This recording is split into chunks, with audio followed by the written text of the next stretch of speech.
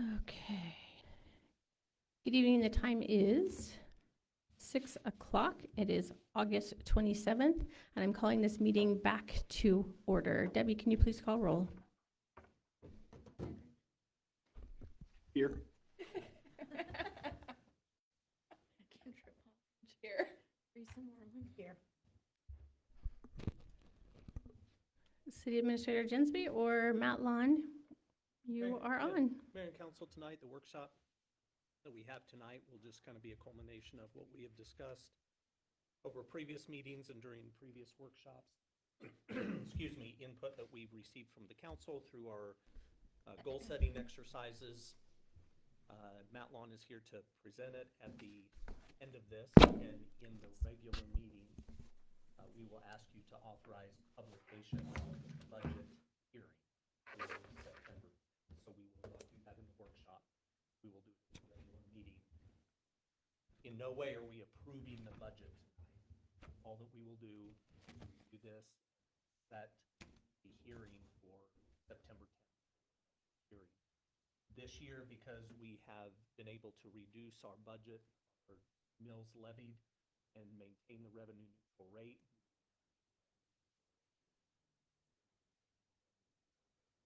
only need a hearing if we are exceeding.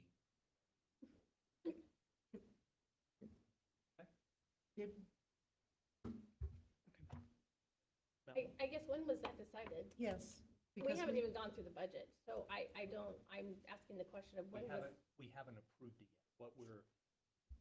We haven't gone through the budget to determine whether that is what we're doing or it's not what we're doing. We haven't been presented with anything to really go through and determine, is everything in the budget what we want, or are there changes that need to be made? So basically, we're just going in blind.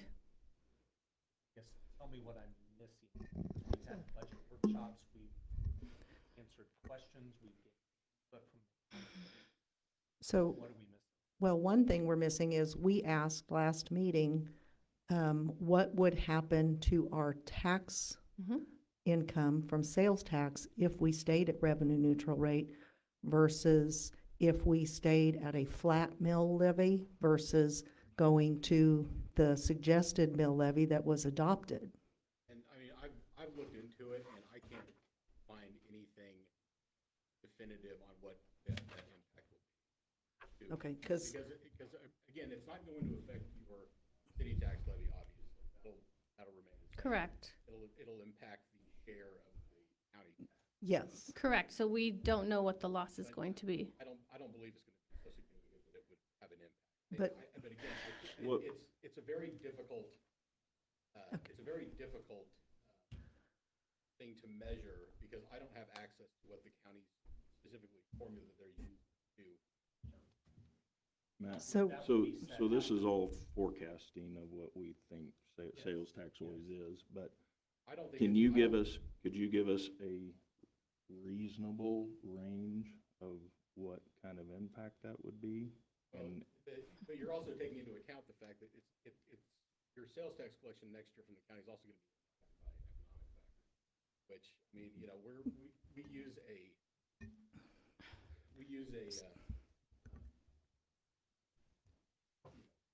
standard based on, you know, when I use the municipal cost index for tracking both expenditure and, you know, kind of market related revenue items. So we're using a multiplier about 3%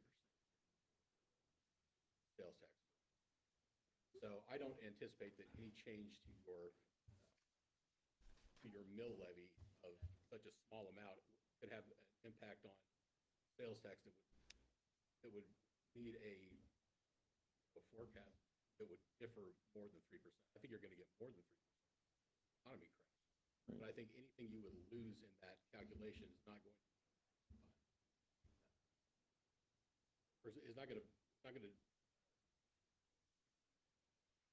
result in less than at least a 3% property tax.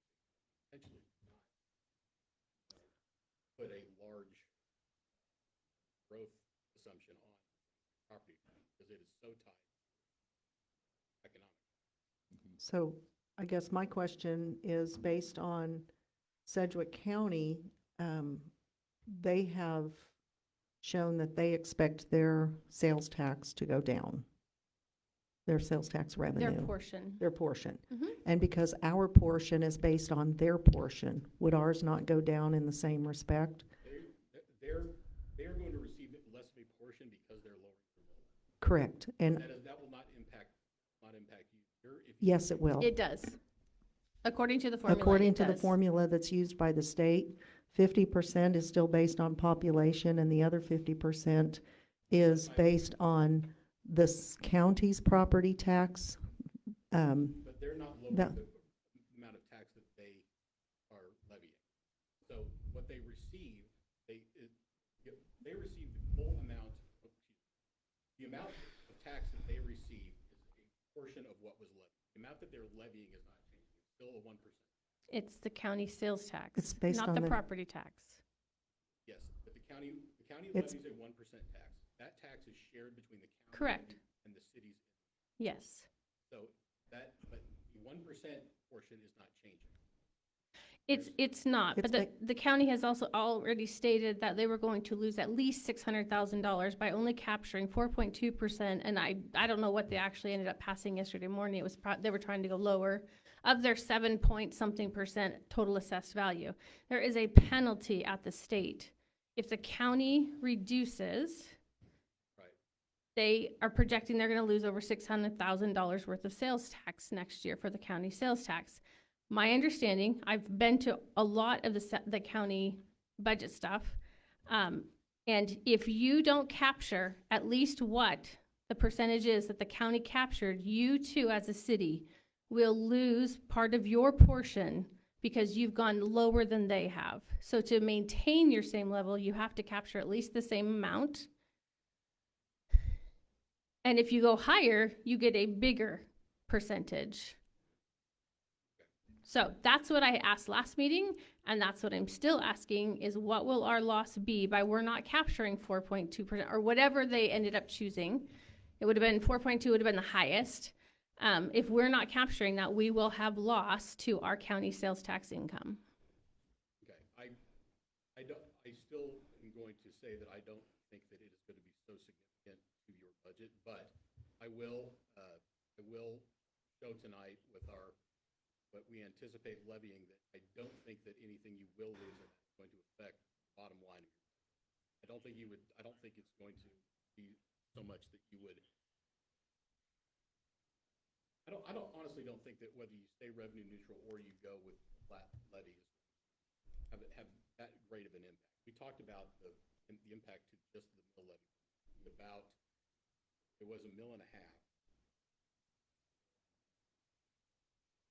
Mayor, I'm not disagreeing with you that it's going to have an impact. I still don't think it's significant enough that it's going to. Okay. So that's what I was, It's going to have such an impact that it would affect the budget. I just think it's That's- important for that's council to what I was understand asking what the loss is. is it something that, are we talking about $50 here, or are we talking about 250,000? We don't, I We're mean, not talking about 200. that's, but we're not talking about 50 either possibly. talking We about- don't know what we're talking about specifically. that's. Well, This is what's- something that what's hasn't been the- discussed what's the before. range, and does it affect whether we adopt it or not? Does it affect us? And that's just was the question that we asked last time, because we wanted to be able to be informed I to the think best of our ability. I think it would be fair, let Matt and I into that. And give you a figure So, prior to. I think we Well- need to acknowledge that anything to do with sales tax is forecasting. We Yes. think it will do It this. is Well, It is forecasting. not exact science. correct. Like the But- mill levy is, or property tax. So if we can have a range of, okay, if everything goes south and they don't meet their range, then it's this impact, but But- I guess I would go a step further and say, I don't know how that would affect our decision either way. I don't either, and that's why I'm saying, as far as having a public hearing notice for our budget being published, that's a different, and I know we need to do that, but because we don't know the impact that we're talking about, will that influence the potential for us to want to not stay at the revenue neutral rate and maybe stay at a flat mill rate? And if that is the case, then we do need to move forward tonight with actually publishing a revenue neutral rate hearing. We can't wait until the next meeting to publish a revenue neutral rate hearing if the information isn't what we expect. So I'm just saying, do we want to hedge our bets and just to be on the safe side and do the revenue neutral rate hearing as well? The way our budget stands, there would have to be significant reduction in sales tax to push it even. The reduction, Our reserve funds are healthy. the reduction in mill levy is a mill reduction of 4.1. We applied that full 4.1 to our anticipated county tax revenue. The difference would be just under 24,000. That's with a full loss, That's, I think that would probably be, I don't which is think- unlikely, I don't think but it'll even go down that much. Yes, I think that would be if the split change, because what's gonna happen is the county's reducing their amount. But, I mean, I don't know what their full, tax revenue is every year, from that sales tax. I'll have that ready. But again, I think when I show you tonight, that $23,000 is not going to push your budget where you would need to. Because you're gonna. So I think that's what we were looking for is, okay, worst case, this goes south, it would cost us 24,000. For me, that's not enough to Okay. offset Now, if- going to Okay, a that's higher 20, mill If you levy. would still like to do, well, to adopt a revenue neutral, or a non-revenue neutral mill levy tonight, I can change the form very quickly. We can still have both Okay. hearings. so next meeting. the 24K that you just were referring to, is that's the reduction in the mill rate or the The mill values? mill? It's the 4.14% is what the flat mill levy difference is between what the R&R. So you're saying that's how much is the difference between staying flat or going neutral? Right. So what, So the number he just gave you has nothing to do with the county sales tax. That's just, so, No, but if Going we're- revenue if we're neutral. If we're assuming that we're gonna lose whatever reduction in mill levy in the form of county sales tax, and we assume that if we would levy the same rate we levied last year, that would produce the sales tax that we're projecting. Then we're also assuming that if we reduce the mill levy by that percentage, that would be the maximum that they could potentially withhold from us for county sales tax. Because you're not losing population. The half of it is still based on just correct.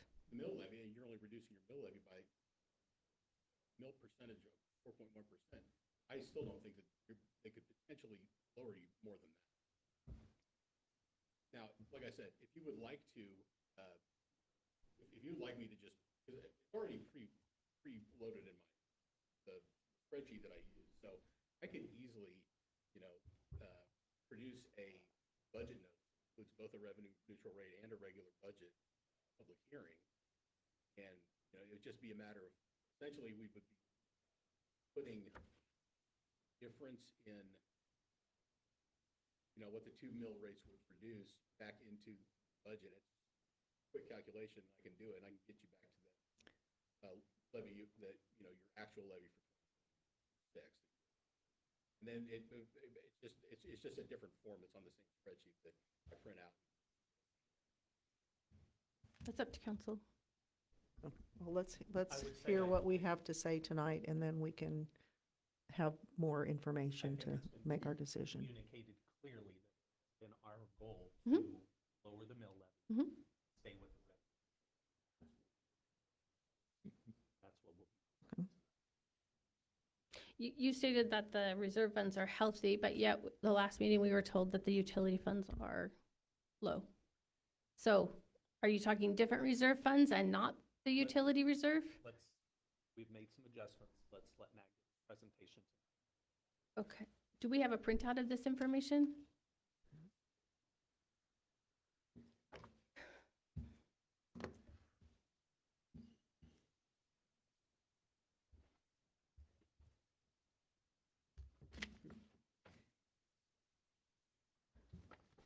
Thank you. Thank you.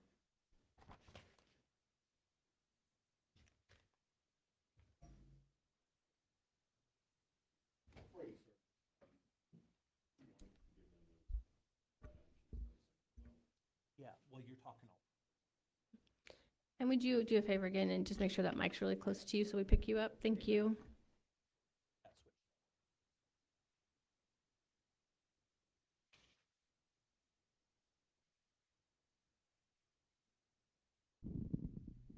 That's what. That's it. Yeah.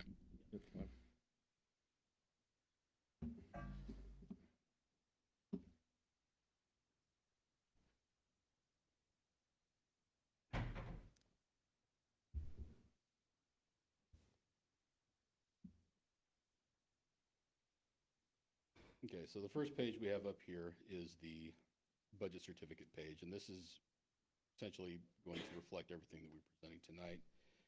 It includes the budget authority for each of your operating funds, and essentially that's the page you'll essentially sign after adoption, and that'll essentially say that those are the limits to the amount of money that you can spend in 2027 from those funds.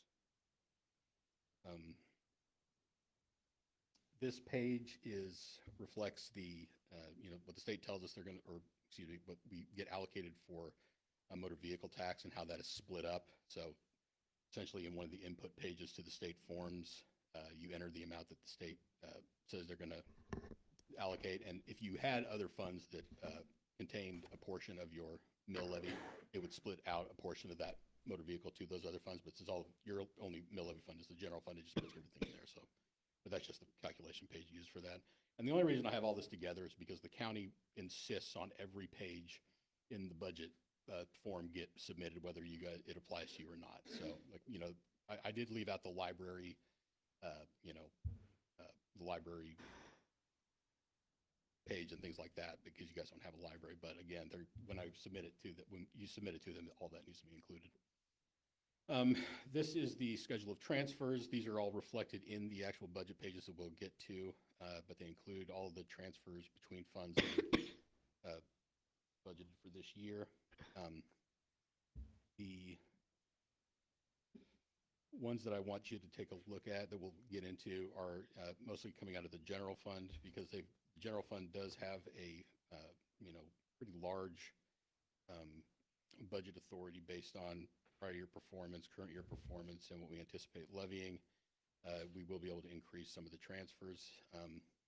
Capital improvement is, I'm increasing that to 200,000, just because I know that you have a very good, healthy balance in your capital improvement fund. But again, and I've talked about it before, my philosophy is that if you've got, funds that you don't plan to use in the budget year, it's good to push them into some sort of reserve or capital fund so they can be used for projects in the future. Same thought there with the highway fund, is essentially pushing, money for future highway projects or highway operations there. And then, again, if those monies are not used, they could always be transferred from the highway fund using that fund's budget authority into capital equipment or equipment reserve, things like that. I have a question. Sure. So with the proposed capital improvement plan that we have been given, what is the projection of what the yearly transfers need to be to have a healthy amount of money for some of these projects that are on there, so that we aren't bonding everything? The projects that you have in for next year, which include the facility needs assessment, the strategic plan,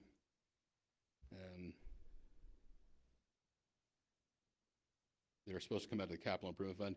You've got almost $1 million in there right now. So there's $1 million in there right now that could be used to pay for that. But I know that there may be some costs for like the park project and things like that that haven't been spent yet. So, but I mean, I know the parks project so far has been about $400,000. I can get you a more accurate number for that. But yeah, there's nothing in the immediate budget for that would impact in 27 that would not be funded by the capital improvement fund balance now. I guess I'm asking a broader question. Thank you for that. But I ask even a broader question that we're looking at 5 years. So what is the forecast of where we're going to need to be to keep healthy funds to be able to be looking at all of these projects that are listed on here? Well, it's even broader than that because it's not just your capital improvement fund that's going to be paying for these. Correct. So it would require,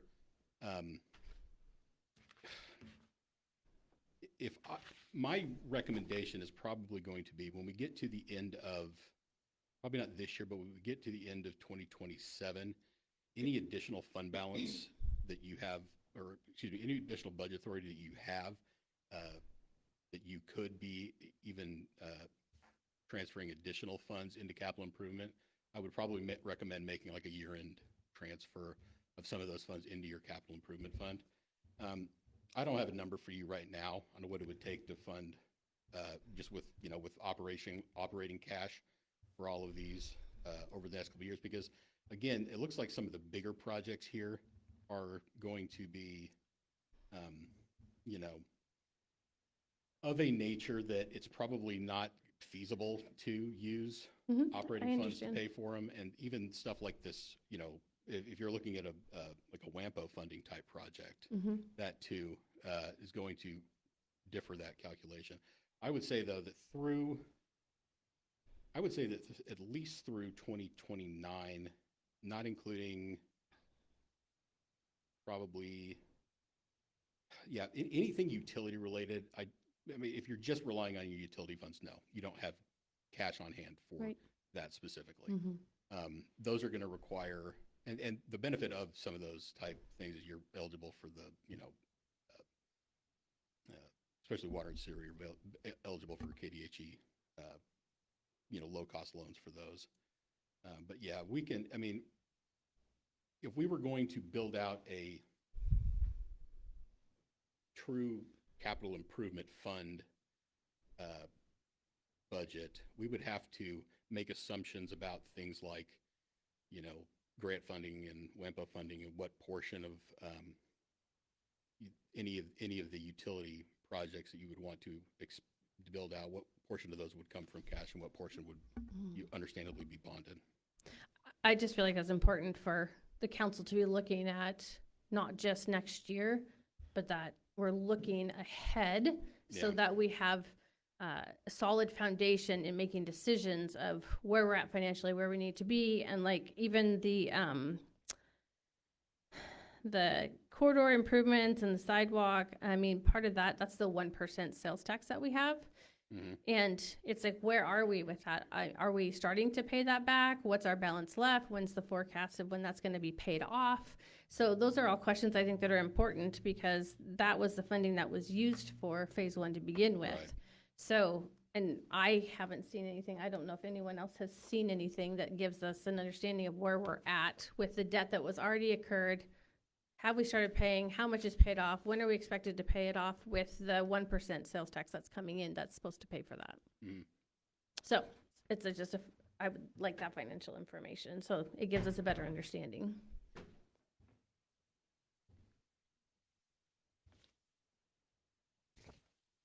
Thank you.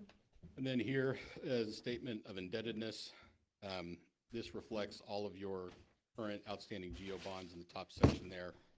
And then at the bottom section, your temp notes and the PBC bond that pays off actually this year. Looks like the final payment on that will be in November. And so what you're talking about when you would be referring to, I'm assuming that's the 24 temp note is what was the 24 temp note? Yeah, that number looks right, 965,000. Yeah, I believe that's probably the one we're referring to, the pay for this, the street improvements that we're going to be using sales tax to repay, That's the current temp note. the current temp note? Yes. Okay. So we're not paying on that yet? And so we don't have a forecast of when that's supposed to be paid off? They just built it into our forecast, I believe, that the information that you had from Piper Sandler. Our debt map summary. Well, so the temp note is, the current temp note, the 2026 temp note, I believe, that's being used to fund projects that have already been paid for? Is that what you're saying? No, I just came on the Intersection. end of this conversation. The intersection project, The intersection project. Yes. because that's supposed to be repaid by the 1% sales tax. So I'm asking, when are we paying for it? When's the forecast of it being paid off? Because that impacts another project that's on the CIP, because that's where the money comes We'll have to from. look at that on that. Well, Yeah. Yeah, I mean, so what I'll do is I'll just do a specific schedule that shows what portion of all of these temp notes are going for what, because I'm assuming that 25 is the development, right? Turtle Creek, is that what it's called? Is, Turtle Creek, those Turtle Creek would have been 25. Yeah, so the 25 temp note, that's going to be repaid with special assessments. is 26 Huffman and Casey's? Yes. Okay. I guess another question I have, just because we've heard of another city that got themselves into serious debt trouble. They went from 23 to $50 million in debt. I just want to make sure that we have plenty of debt information so that this council doesn't end up in a similar situation, making those kinds of decisions and not realizing how much more in debt we're getting and what the city has to pay back debt-wise and what has come through the city for projects, and there's someone else paying back Okay, that debt. well, it's not really part of the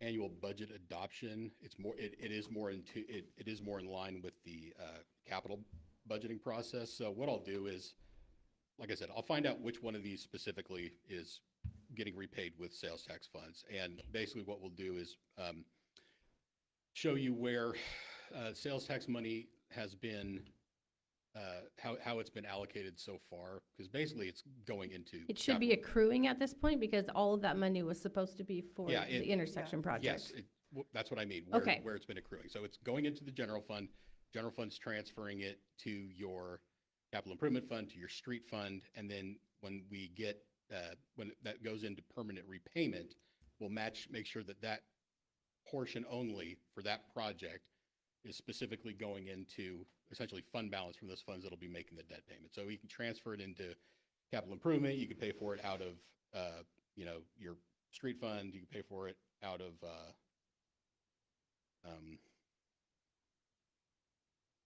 I would probably recommend either the street fund or the bond and interest fund.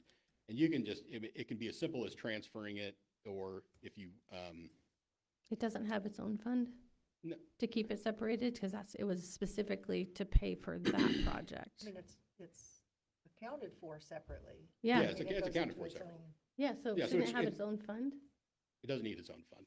It just gets accounted for in its own line item Okay. separately. So we try. I just want to accountability for the people of Kechi, that they know that this money has been protected and that it is paying back the intersection Yeah, intersection debt. it's been accounted for separately, and Okay. we can track it back as far as we need to go with it.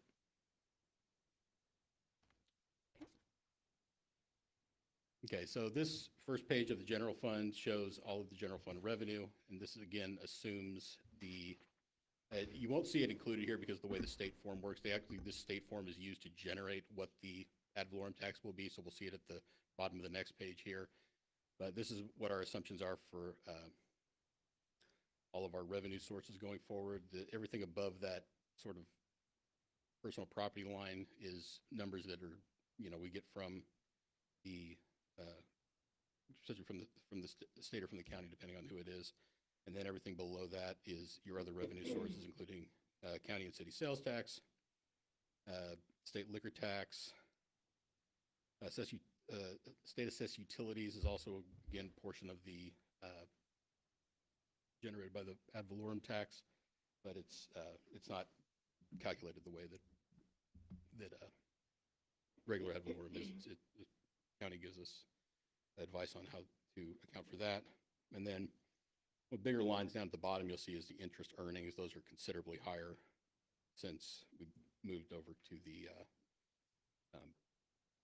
IntraFi fund through Emprise Bank. And again, you just got fairly high balances there, so it's obviously generating more interest. The next one here You is mean that interest earnings where it's, so it was 192 in 2005, Yeah. in 2025, and we're looking at 180 this year?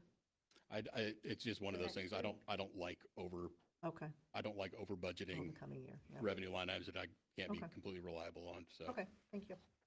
if I had 6 months of collections to look at to tell me that you're probably going to end 26 with 200,000. If I saw that again at this time next year, I would increase it. But I just for Okay. purposes being prudent, I didn't do that. And then here is the expenditure side.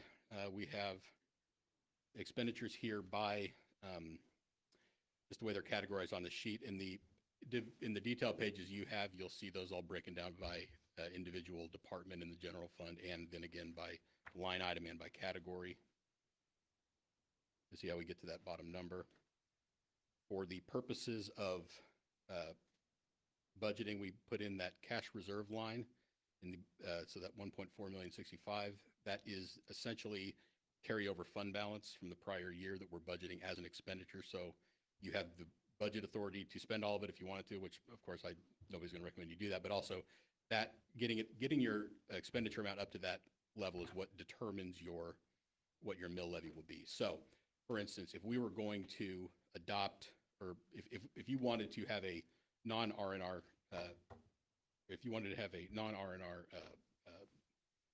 if you wanted to have a hearing to exceed the R&R, then what we would do is we essentially would add back in the amount of property tax that we think, that we estimate that the keeping a flat levy would generate. We add it into that $1.4 million number. And that's how we would get it up to where that's the specific number that we will change to adjust the mill levy.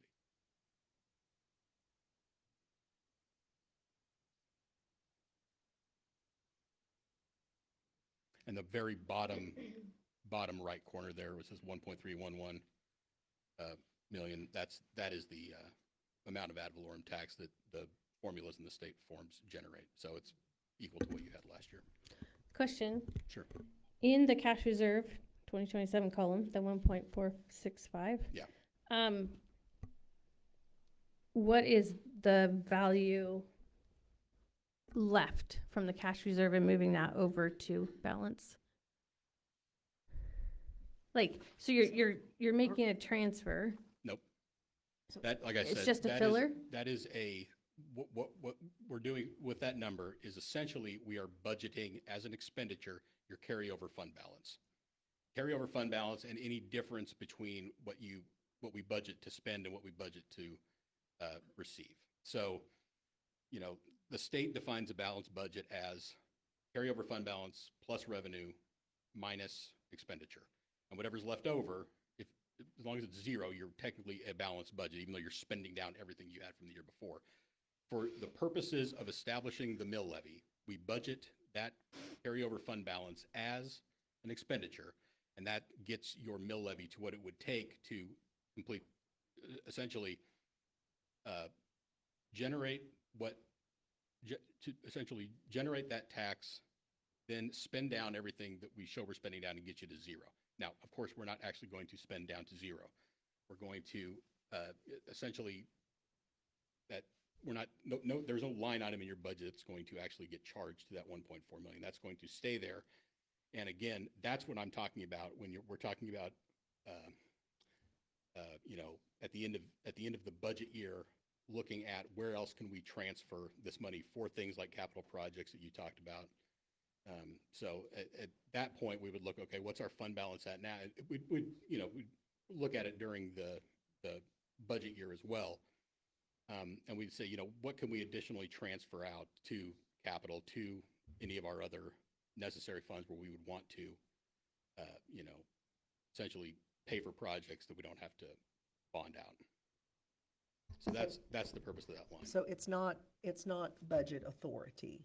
Okay, It's expected to be there at the end of the year. Well, technically, it is legally budget authority, but we're not actually going to spend it. It would be, it would, if you spent that, you would spend your fund balance down to zero and risk, at that point, you would be risking a budget amendment or a budget violation. So in Just spend all that. 2026, we're expecting to actually spend 200,000 of our cash reserves.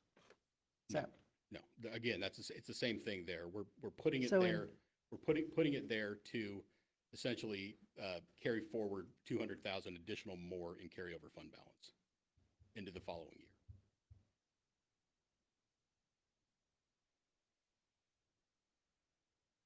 It's essentially, it's like a, I mean, it's only for the purposes of the state budget form that we're doing this at all. But we are giving budget authority to spend it and not hang on to it. We're applying it in this form to your expenditures. It's not going to, your budget authority is established for 26 last year with the budget. So this would just mean that instead of a, because you see there, if you look in the middle column, the bottom three lines, you've got total expenditures, unencumbered cash balance, December 31, and then 25, 26, 27 budget authority. So the middle one, that's 26 budget authority. So we're essentially using that to almost bring your amount of your expenditures almost up to what the budget authority is. And we're just putting it in there as an expenditure to essentially not spend it and then carry it forward in fund balance.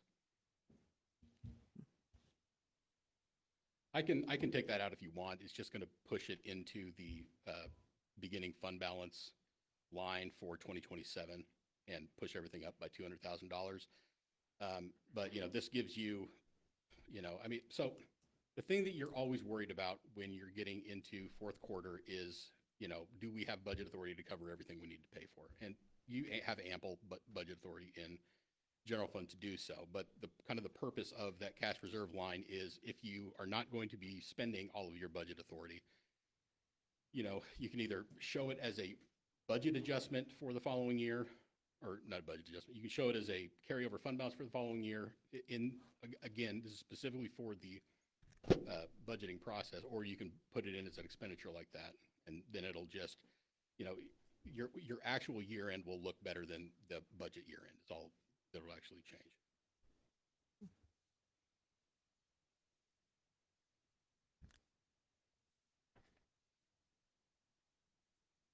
Are there any more questions? And then this, the next page is how the funds are broken down into departments. And actually, in this case, it's not actually departments. It's sort of like cost centers that we've grouped together. But again, if you want the detail, it's in those other pages that Matt printed out for you.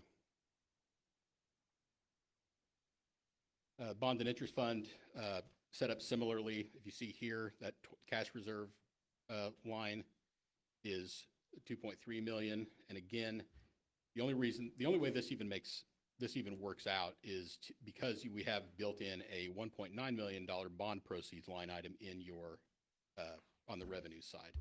And so what that is essentially is what would the cost be to retire your temp notes if you had to do it in 1 year. And so I'm giving you a revenue side's calculation for what those would cost, and then on the reverse side, I'm giving you the budget authority to do it if you had to retire both temp notes, the full amount of them.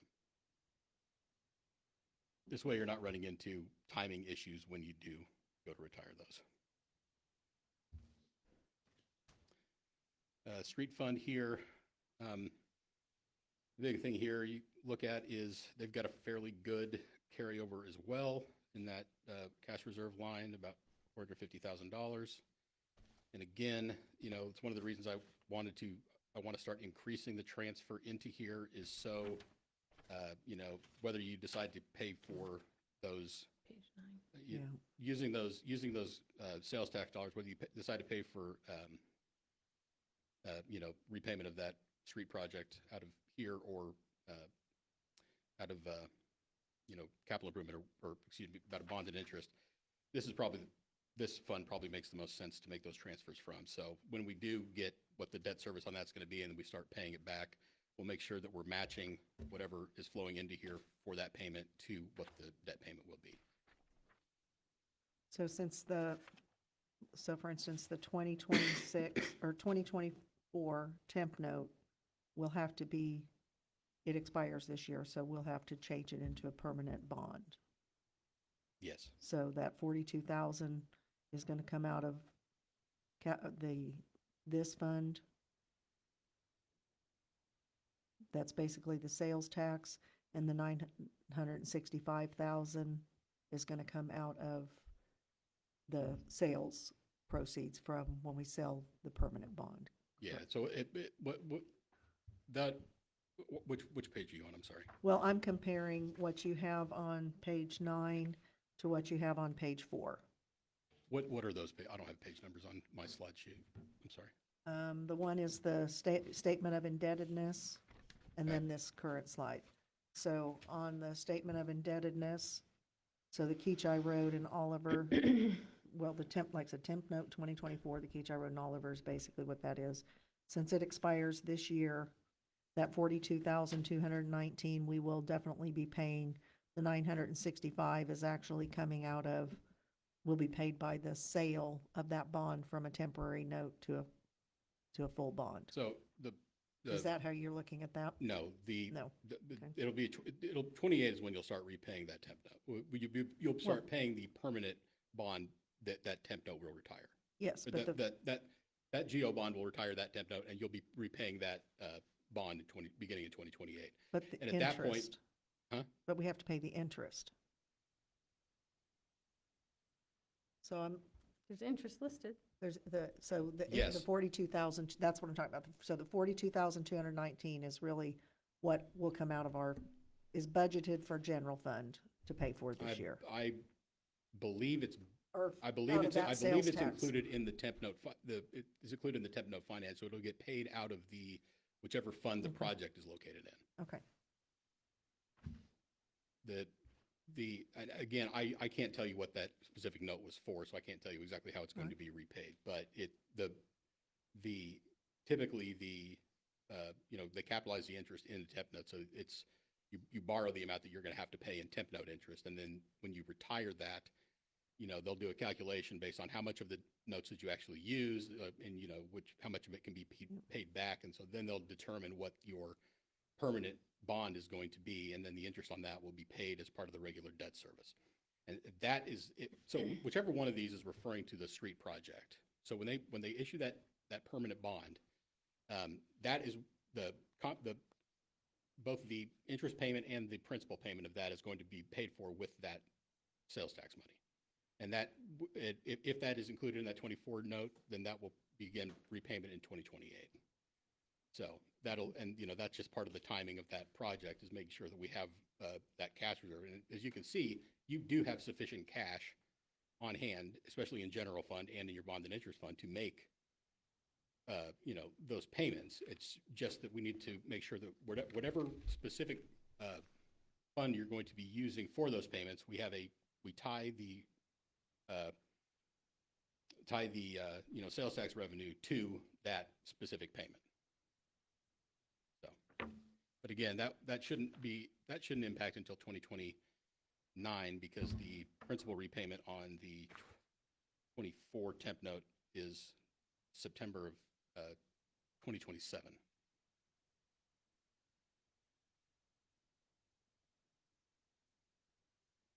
thank you. Yeah.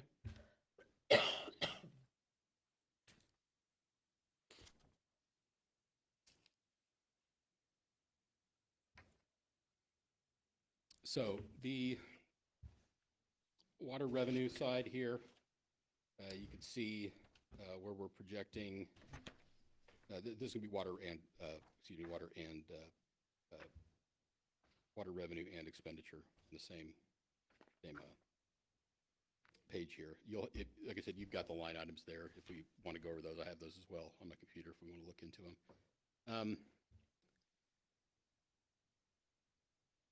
Cash reserve here is not quite as much. It's only about $50,000. But we were able to get some budget savings here by essentially dialing in the personnel splits for Public Works. There was a portion of them that were supposed to be paid from both this and the street fund, and we returned that portion. The way they're split's pretty complicated, but going forward they'll be split appropriately. So what is that appropriate split?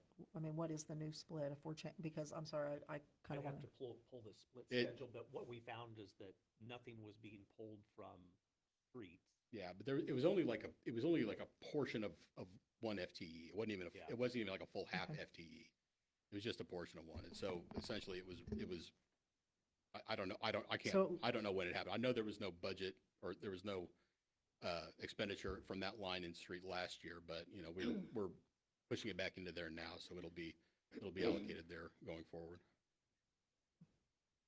Yeah, I'd like to know what But we'll the, get you an what the updated splits split. were. Yeah, honestly, at some point, you know, I think part of the reason Matt wants to look at not only, you know, the facilities needs study, but again, something like that could kind of better guide how those positions should be split. You know, obviously with you know, just looking at the budget of your utilities and the impact that, you know, Public Works has for them, it's probably not outside of, it's probably a good idea at some point soon to go and, you know, make sure that Well- the way they're split currently and, you know, not just how they're split, but how they're, you know, what their specific jobs entail are better tied to And- the resources in your utility funds. Well, and I understand that, and I know that we have, over the years, made changes in different directions. I just wanted to know Yeah. what those changes are. Sure, yeah, we can get that.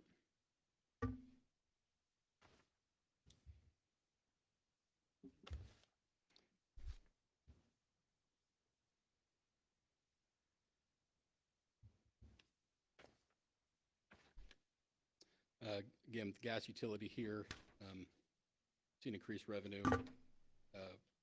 both this year and we anticipate next year as well. Personnel numbers here, still, you know, personnel and commodities tend to be your highest expenditures. You did have a gas project this year that would be paid for out of the capital improvement fund, so it didn't hit the actual operating revenue. If it did, it would have, you know, it was a large project, so it would have eaten up your budget. So that's why it's getting paid for at capital improvement. But again, even with you know, your cost increases, we're still putting a cash reserve of $443,000 going forward for next year. So that's good. Which basically just means you got to anticipate that much of a carryover fund balance, which is, you know, almost 130,000 more than we're anticipating for the beginning of the year. Sewer, as you can see, is a much tighter budget. It's been declining in carryover fund balance for at least 2 years now. And the funny thing here is, though, is you've got almost $500,000 in sewer reserves. So it's the reserve fund with the largest balance, but on the operating side, it's you know, expenditures, as you can see, typically for personnel and commodities are driving that. So I think Matt has mentioned that's probably a need for a reassessment of sewer rates, and hopefully you can look into that for following year. This budget anticipated a minimum 4.5% increase for sewer rates.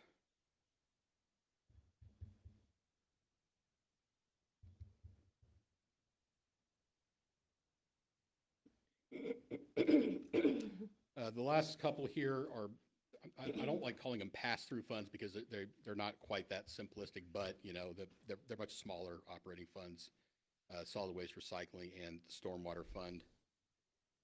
So still, you know, it's not a great fund balance, but percentage-wise, it's not bad for a fund of this size. And we still even have a pardon me, we still have a cash reserve here, 22,000 going into 27, going at the end of 27, so that's positive. Stormwater, similarly, a very healthy cash reserve, actually, you know, almost 100% of its anticipated expenditure, so, or, excuse me, not 100% of its carryover, almost 100% of its carryover from the prior year. So it's still operating in a good position. And I did actually build in the $20,000 and $25,000 as potential project costs for 26, 27. Again, you're probably not going to spend them, and so they'll just carry forward as fund balance.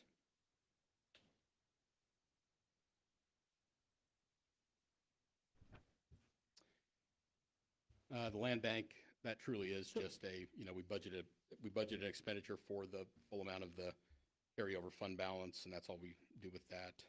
Okay, so is, on the stormwater? Yeah.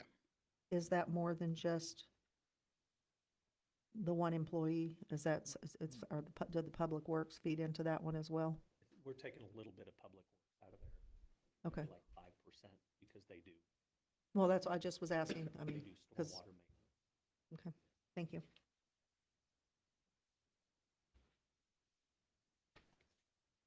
And then the opioid settlement fund, Scott still has some money left in it, so I just budget the full amount to come out in 2027. It doesn't get spent, it can stay there. We'll just carry it forward.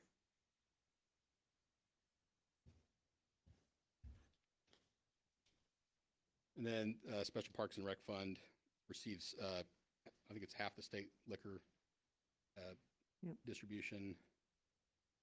And then, you know, I just budgeted to carry over fund balance as an expenditure, as a reserve, or I actually put in a commodities line in case there's, you know, parks, small scale park improvement you'd like to do that doesn't require an entire big capital project. So, you know, those big capital projects, you like to have them in their own either project fund or run through the capital improvement fund, just because there's so many costs involved with it, engineering, you know, potential fees for, you know, design and things like that. So, but smaller projects, like, you know, if you're going to do you know, buy a amenity that staff can install, things like that, on a smaller scale, it's good to use them here and use that money. At some point, I would even consider doing a regular transfer of surplus general fund revenue in here, just to build that up to where, you know, you can do smaller projects every year, but bank half of what your transfer would be, just so after 2 or 3 years, you have enough to do not a big project, but another, you know, significant addition, amenity adding thing to your park system. And it doesn't have to be just, you know, like equipment like that. You could also do something like relaying sod on it, not sod, but, you know, relaying mulch on a trail or something like that, that is more than just an every year thing you do, but not quite the scale of a large capital project. So on the capital improvement budget that we saw last time, we had the approximately 2 mills going to the park improvement program. Is that in just the regular park? It's going into Where does that go? It's going into the capital improvement fund. It's going to capital improvement Yeah. fund. Thank you.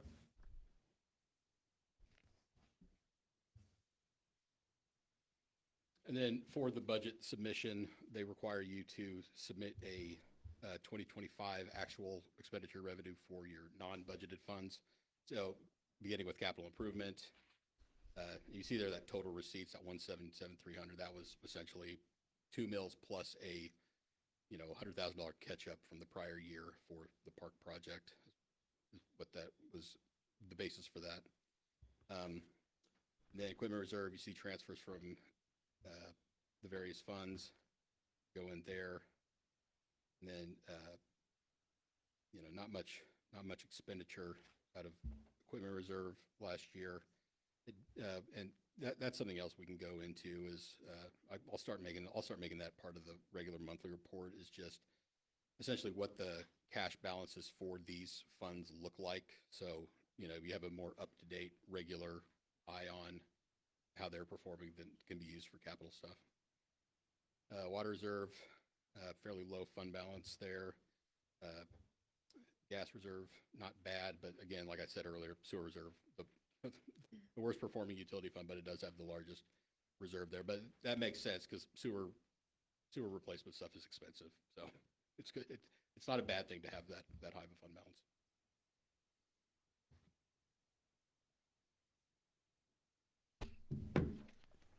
That's my last slide. Council, any further discussion or questions for Matt Lund?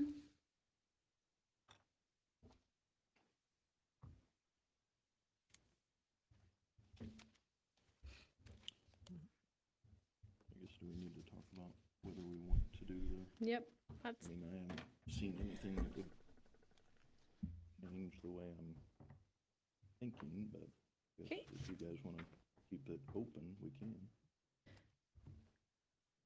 so discussion on what you want to do about revenue neutral rate hearing. Well, can we discuss that in the regular meeting? Since Yeah. that's Yeah. where, since that's where that'll have to happen, and we only have a couple minutes left. I do have a question on a couple questions on the capital improvement plan schedule. So last meeting, the police vehicle was slated for 2028, and I notice on this one, it's 2027. I thought we had said we were gonna put it off. Yeah, so we just made that update this week. Chief, when we all met this week to go over the final budget projections, Chief was concerned if they had a car go down, if they have one that's mileage, if they have a car go down, they will purchase it in 2027. So funds are allocated in the budget for that. So, Chief and I have discussed it. Chief said, if I can hold off, I will, but we need to make sure that there's money there to purchase a car. During the budget retreat, that was not a priority from the council, so I don't know how council wants to resolve that. well, I mean, because we also had it where we didn't have the previous vehicle that was replaced after the accident. Correct. That was not in the capital improvement budget, but we still did it. That was an insurance replacement. That could, We had a portion we had to pay. We had a portion we had to pay, but I understand what I'm saying. That No, was but So- not it planned. expense though. but what, We didn't know we were gonna rent a car. no, okay, I'll, so right now, we don't have a plan to replace it, but we're gonna budget it. Is that gonna be an ongoing, that we just keep a car in the budget? Well, a lot of that depends on our activity. Now that it's up to full staff, there's more miles being put on the cars, they're running, say, 24 hours a day, have coverage 24 hours.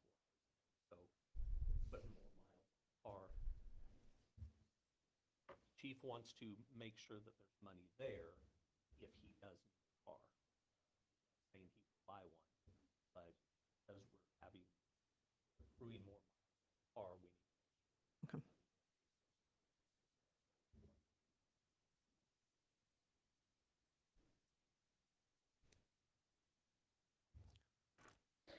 I have more discussion on CIP, but I'm gonna bring it up during council meeting.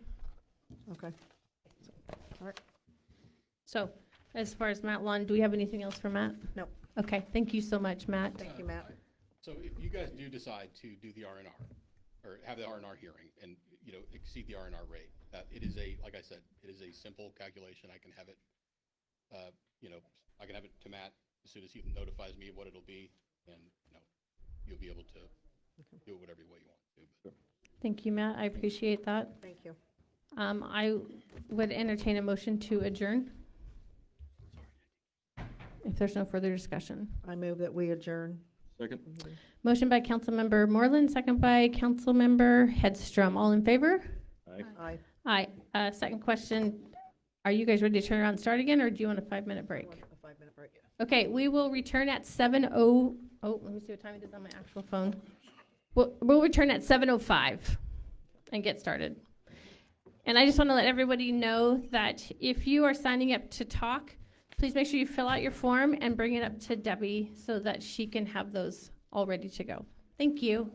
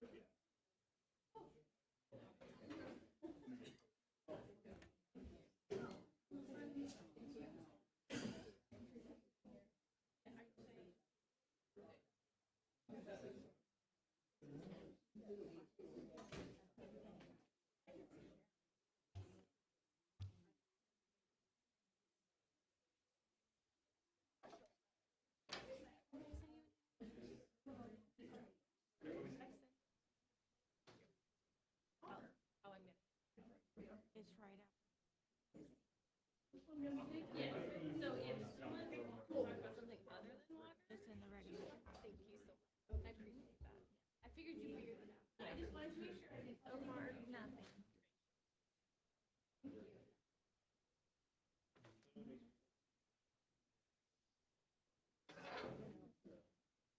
That's a Dennis way, kind of jumped on me. And doesn't kind of look like first name, doesn't look like Dennis. Yeah.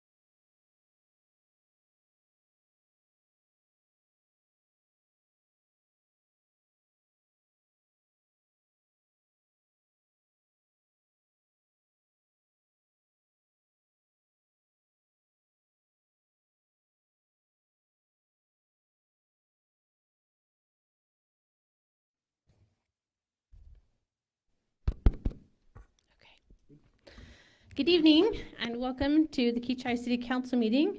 It is Thursday, August 27, 2026, and the time is now 7:10. Debbie, if you'll please call roll. Here. Here. This evening, I would like to welcome Pastor Doug Wodan to lead the invocation, which will be followed by the pledge. If you would all please rise.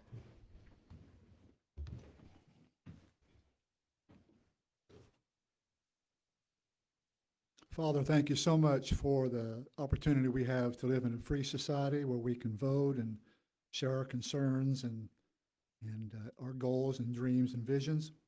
I pray for the council tonight and the staff that you would give them wisdom of Solomon, but also the peace of Christ, and also what Paul said, that we think not of our own interests, but in the interest of others. And I thank you for this community. And may we all come together and to make it stronger and better. And we give you all the praise and glory. In Jesus' name we pray. And everyone says, Amen. I pledge allegiance to the flag of the United States of America and to the republic for which it stands, one nation, under God, indivisible, with liberty and justice for all. It was hard to sit down. Okay, we'll move on to approval of agenda. Council, I requested this morning, it didn't quite happen. Under new business, I would like water discussion move to A, please, and PEC would then become B. And the reason that I'm doing that is I'm changing public comment tonight. In public comment, it will be non-water bill in our regular public comment, and the other public comment will become part of the water discussion. I want it all to happen all at the same time. That is for the change. And then I'm going to add CIP to the discussion time. Does council have anything else they would like to add or change? Do we have an executive session? I don't. Does anyone else have executive session? Okay, so we will scratch 11. I move that we approve the agenda with changing item A on new business to item B, changing item B to A, and including public comment as a part of the water discussion, adding CIP under council reports, discussion, and requests, and striking item 11. Second. Motion by Councilmember Moreland, second by Councilmember Baldridge. All in favor? Aye. Motion passes 3-0. Moving on to approval of consent agenda. Is there anything you want that pulled out, or are you ready to just approve the consent agenda? Okay, I would just entertain a motion. I move we approve the consent agenda as presented. Second. Motion by Councilmember Hedstrom, second by Councilmember Baldridge. All in favor? Aye. Motion passes 3-0.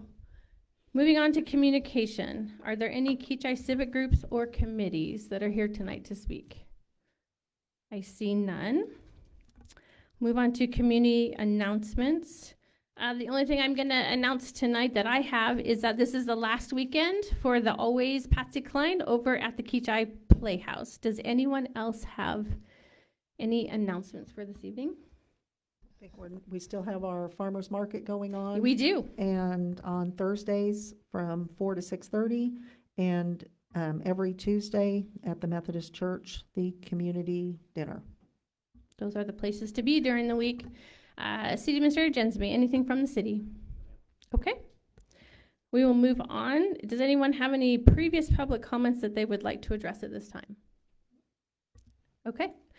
Debbie, do we have any non-water public comments tonight? Miss B. Burkhalter, welcome. Please state your name and address, and you'll have 5 minutes. BK Burkhalter, 427 Sioux Court, Kechi, Kansas, 67067. And first of all, I want to say to the audience here, I'm glad to see Kechi because empty seats make decisions. So I'm really glad to see everyone here. As I stated, empty seats will make decisions. And so my first opportunity that I would like to talk about is the problem that I saw with our convenience store being broken into. I really had a concern about that. I think that's the second time, if I'm not mistaken, and I almost thought 3 times over the 40 years that I've been here, but I do know it has been 2. And I do want to make sure that there is a concern about that, especially with our police department in full to whatever standards they're in. Please make sure it's the only convenient and gas store that we have. And so my heart was broken to know that it was broken into. I also have a concern about not having an open forum, an opportunity for our community to speak in reference to the park or any other kind of activities in front of the council. I know we might have an opportunity to speak with our mayor at some given time when permitted, but we would also like to have the opportunity or some type of free-flowing forum that we can speak to directly to you, that we can get answers from you. I don't know if that's ever permissible, besides this 5 minutes that you may or may not address. I don't know for sure, but I really would like to see something like that. And then lastly, I also was at the meeting that we had last month, and this meeting, remark is in remarks to the fact that if we get our bills, a lot of people are not reading them. And I want to say that my husband was not quite happy about that because he does read his bill. We are not stopping out here to read the sign that we have outside. It's really nice. I love the fact that we've got news that as we pass by quickly. But I would also like the fact that if we have any information, that it can be generated through our bills. We are families that read our bills. We have 2,400 people here in Kechi, and I'm sure that there are other residents here that would love to have a stamp spent on them and a one-page copy or some sort placed in the mail so that they can find out what's going on in the city of Kechi. Those are my main priorities that I wanted to share with you, and thank you for the opportunity. Thank you, Ms. B. Council, do you have any interaction that you would like to have with Ms. B? Any response? Actually, Ms. B, were you talking about the park being able to present things from the park board to the council? I'm a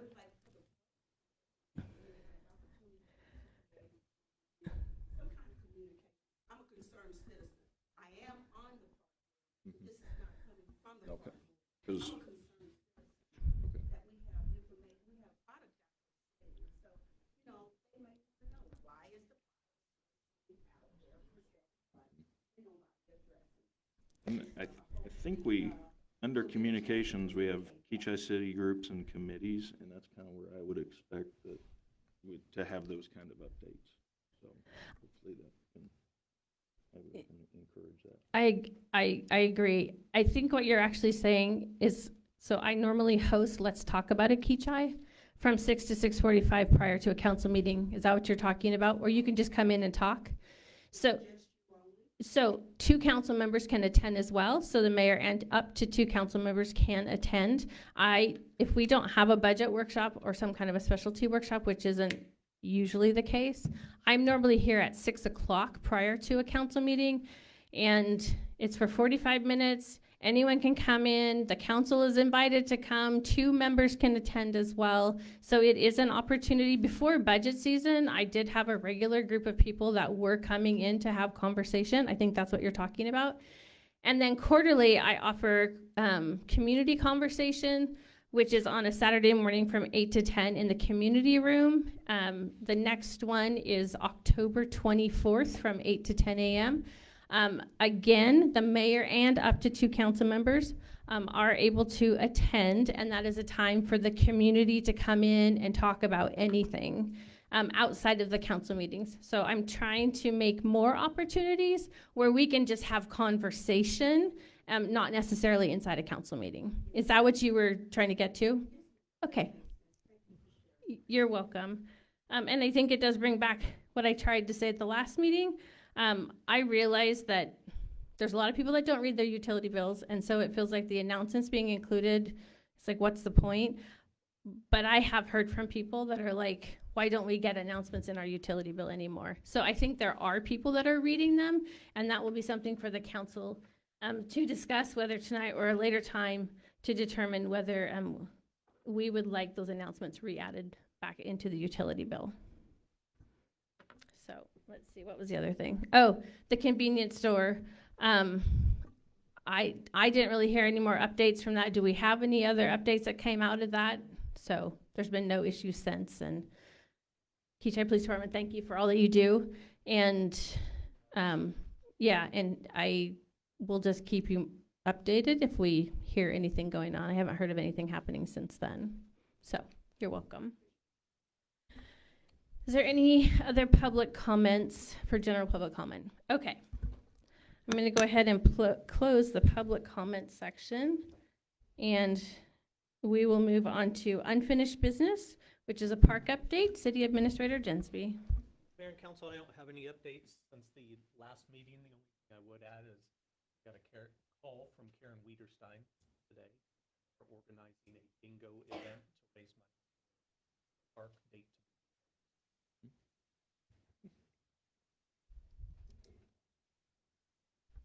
I do have a question on the park. Have core samples been taken for the soil? No, they have not. We're waiting on PEC amount. Contract is signed, given to PEC.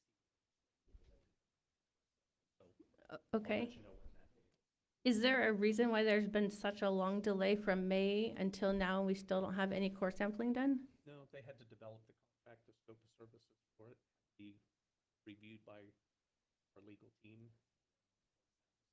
Sent to them.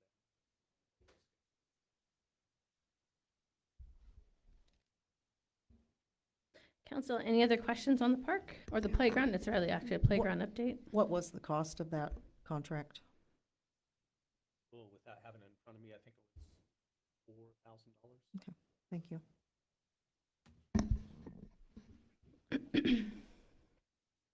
Anything else, council? Oh, okay. We will move on to new business. First up is the water bill discussion. City Administrator Jensby. Mayor, if you could give me just a minute, let me pull up.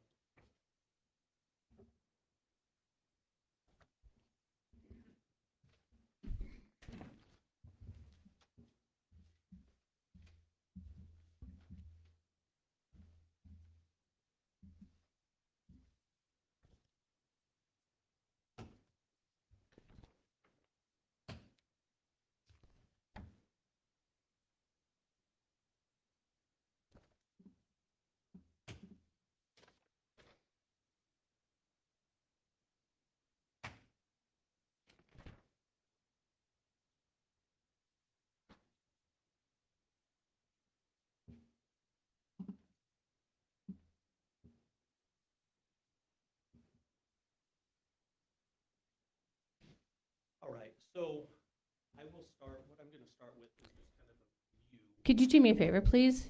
Your What I'm gonna your start voice with is isn't going to kind get of picked a up. Review of where we are, where we were, where we are now. Last year, the water rate analysis was presented to the Kechi City Council to increase our water rates. The reason for this is our rates had not been adjusted since 2016. There was a rate analysis done and presented to the council in 2021 for both the water and the sewer. Only the sewer rates were adjusted at that time. No water rates were adjusted. So the water utility was becoming insolvent, which means we were going to be upside down in it. When a utility fund like that becomes insolvent, we have to use property taxes to support that fund. We don't want to do that.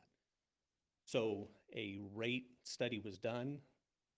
It was presented to the city council, and the city council made adjustments to the water rates. Our old rates for a standard residential meter was $22. For a 2-inch commercial meter, it was $87.30. And per gallon use was 1,000 to 10,000 gallons, $7.33 per unit, 10,000 to 15, $7.83, 15,000 and up, $10.68. The rates were changed to increase the base rate for a meter, $6.60, which made it $28.60. And we created 4 different tiers. We had a tiered system before, but we added an additional tier. If you'll remember through those discussions, through our analysis, we found that a majority of people use, on average, between 3,000 and 4,000 gallons per month. That is the average use for a home in Kechi. So these rates were predicated off of that. So the base or the usage rate went from 0 to 5,000 gallons within that average use range to $875 per unit. 5,000 to 10,000, $1095, 10,000 to 25,000, $1645, and 25,000 and up would be $2467 per unit. One of the other factors that played into this is our need to conserve water. And part of the reason for this tiered system was to encourage residents or our customers to conserve water.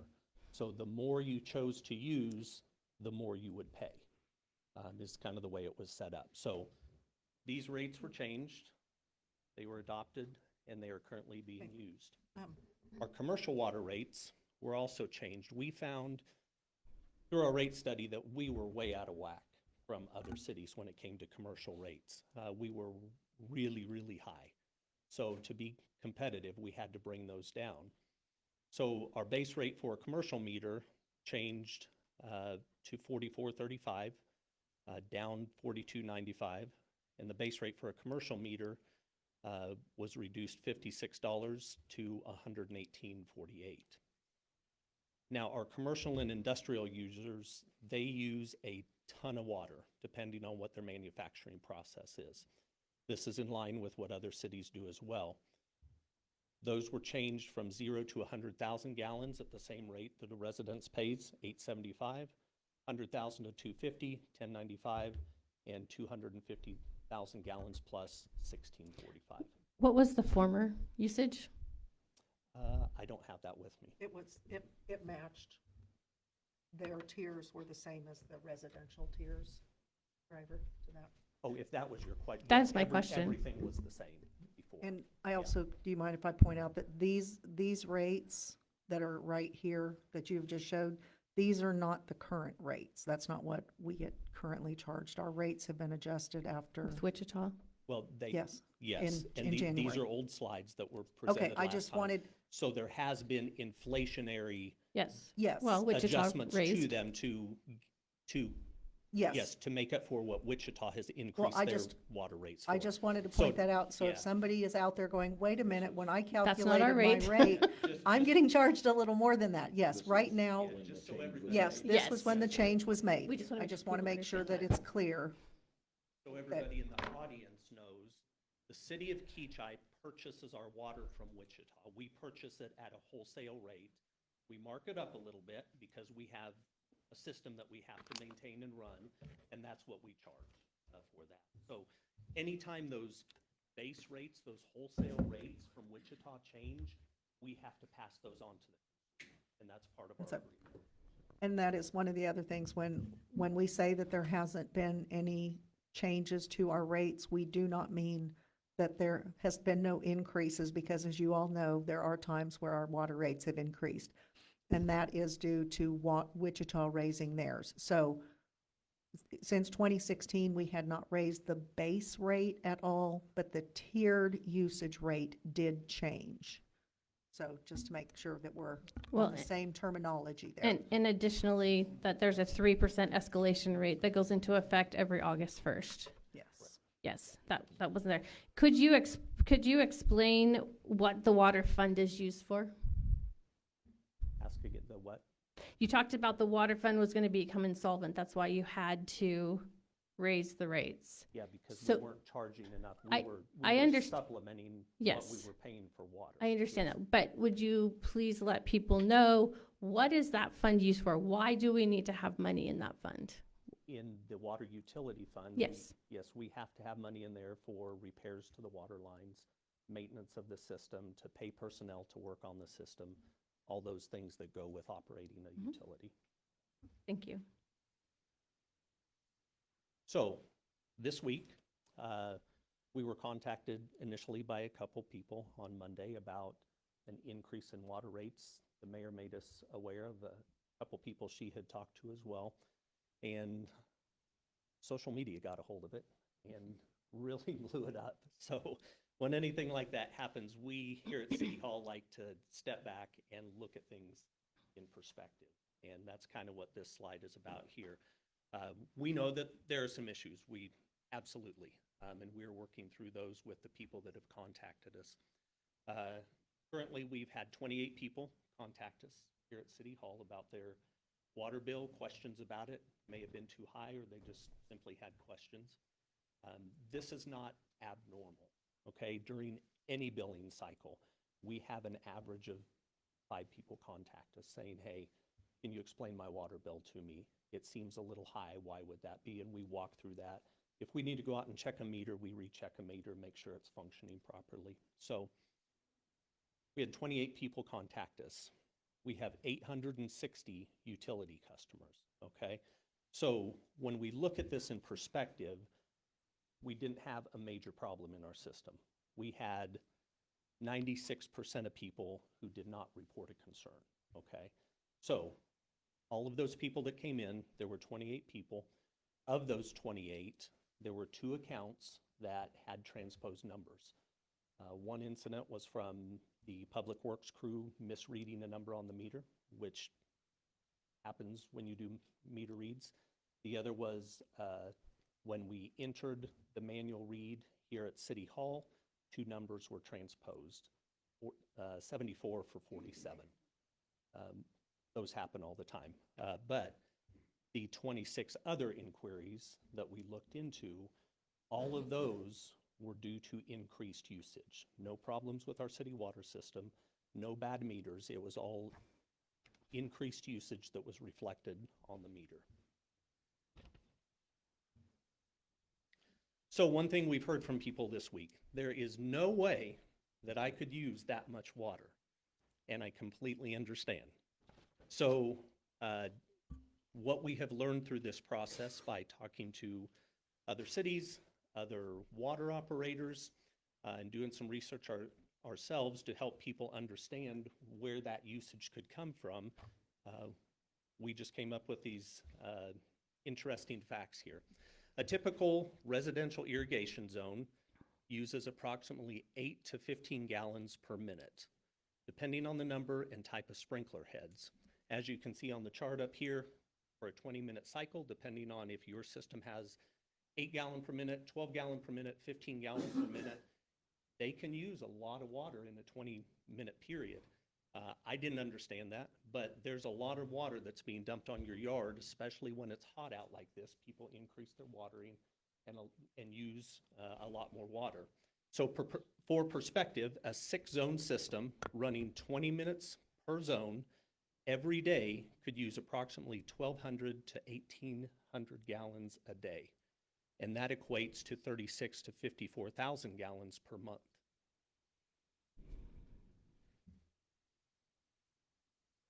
The mayor had asked about some of the ordinances as they relate to water and water utilities and how we handle those when somebody comes in and we deal with these. So our ordinance says that on water leaks, when a water line leak is located on the city side, so that would be from the meter usually to the street, the city side, the supply side, the city is responsible for any repairs and costs to repairs or loss of water.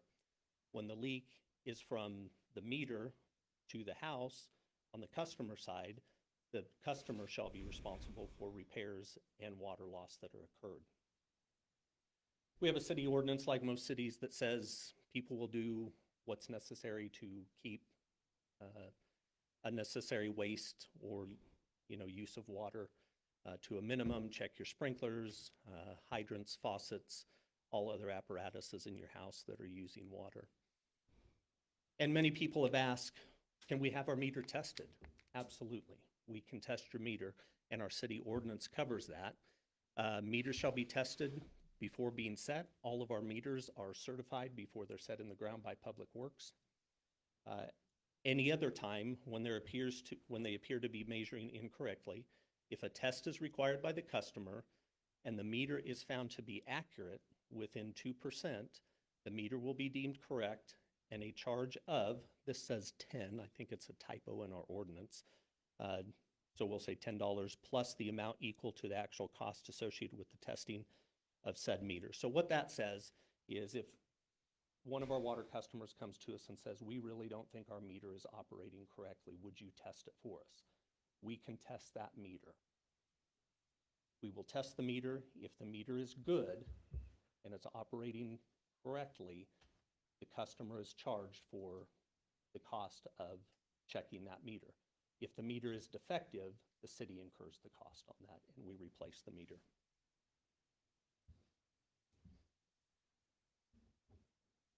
So we've been looking at a lot of water bills and statements this week, and I kind of wanted to put this up. It's a little bit hard to read, but I'll walk you through it the best I can. So the very top graph there is a customer here in town who said, we use very little water and our water bill has doubled. We don't know why.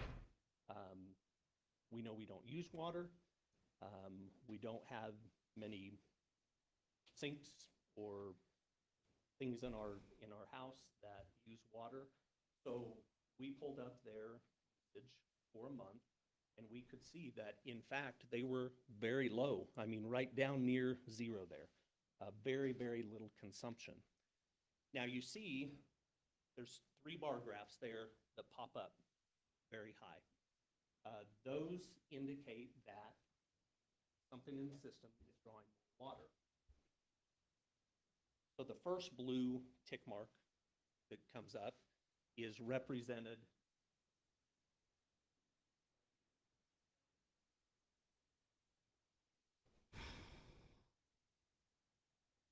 one day.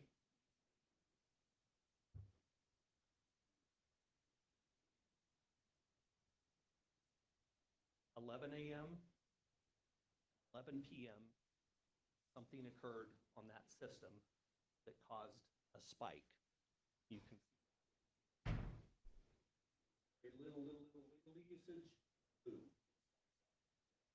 We can look at that. In the public works, other utility operators, that usage was right at gallons. Consistent with toilet flat valve. So that goes on. It increases throughout the day. Through the pink bar there, you can see up to 4,800 gallons were used. Drops down to 1,500 gallons. We can see on that bottom chart exactly what happened. We're assuming that, yes, this person did very, very little water use. Somebody flushed the toilet, house open. 200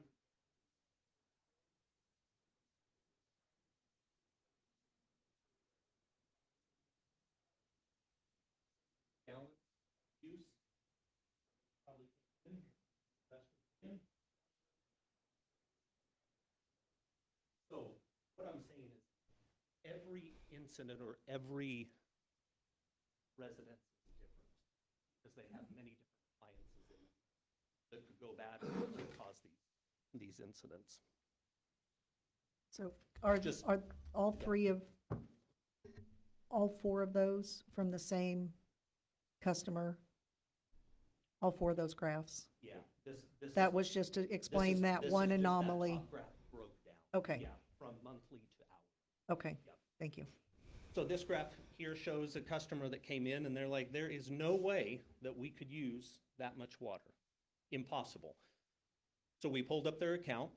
We can see that they are following city water every 2 days. But during those times, changing the sprinkler system, they're using almost 600 water. They didn't realize that was happening. They didn't realize their system was running so long. They used 12,000. So where it says the gallons and it's 20, 40, 60, Mhm. is that, Have to add a 0 to that. Thank you. The system That, just does not put okay, a 0 thank for you. whatever reason. Yeah. okay. Well, I just, when we're giving these amounts and we see 20, 40, 60, I want to make sure that we're aware that that is 200, 400, 600. Yep. Another scenario here 60,000. where we look at, they came in, said there were issues with their system. We look at the system, we can see that their usage per week, this was probably another sprinkler system, 3 days a week. Their system is burning 800 gallons. So this one says the hundreds, and it is the hundreds. Mm-hmm. Is that correct? I'm sorry, this one is 8,000. Okay, okay. So if that's 8,000, is that No, 110,000? I'm sorry. No, I'm sorry. This was a different chart, so that is, which equals 11,000 gallons at Okay. that time. Yeah. So how does a resident know which one, because I had a resident send their chart to me, and I don't know if it's actually tens or actual gallons. Yeah, and that's why we encourage people to come talk to us, because we will walk them through everything that we have. Okay. Yeah, that's the best way to do it.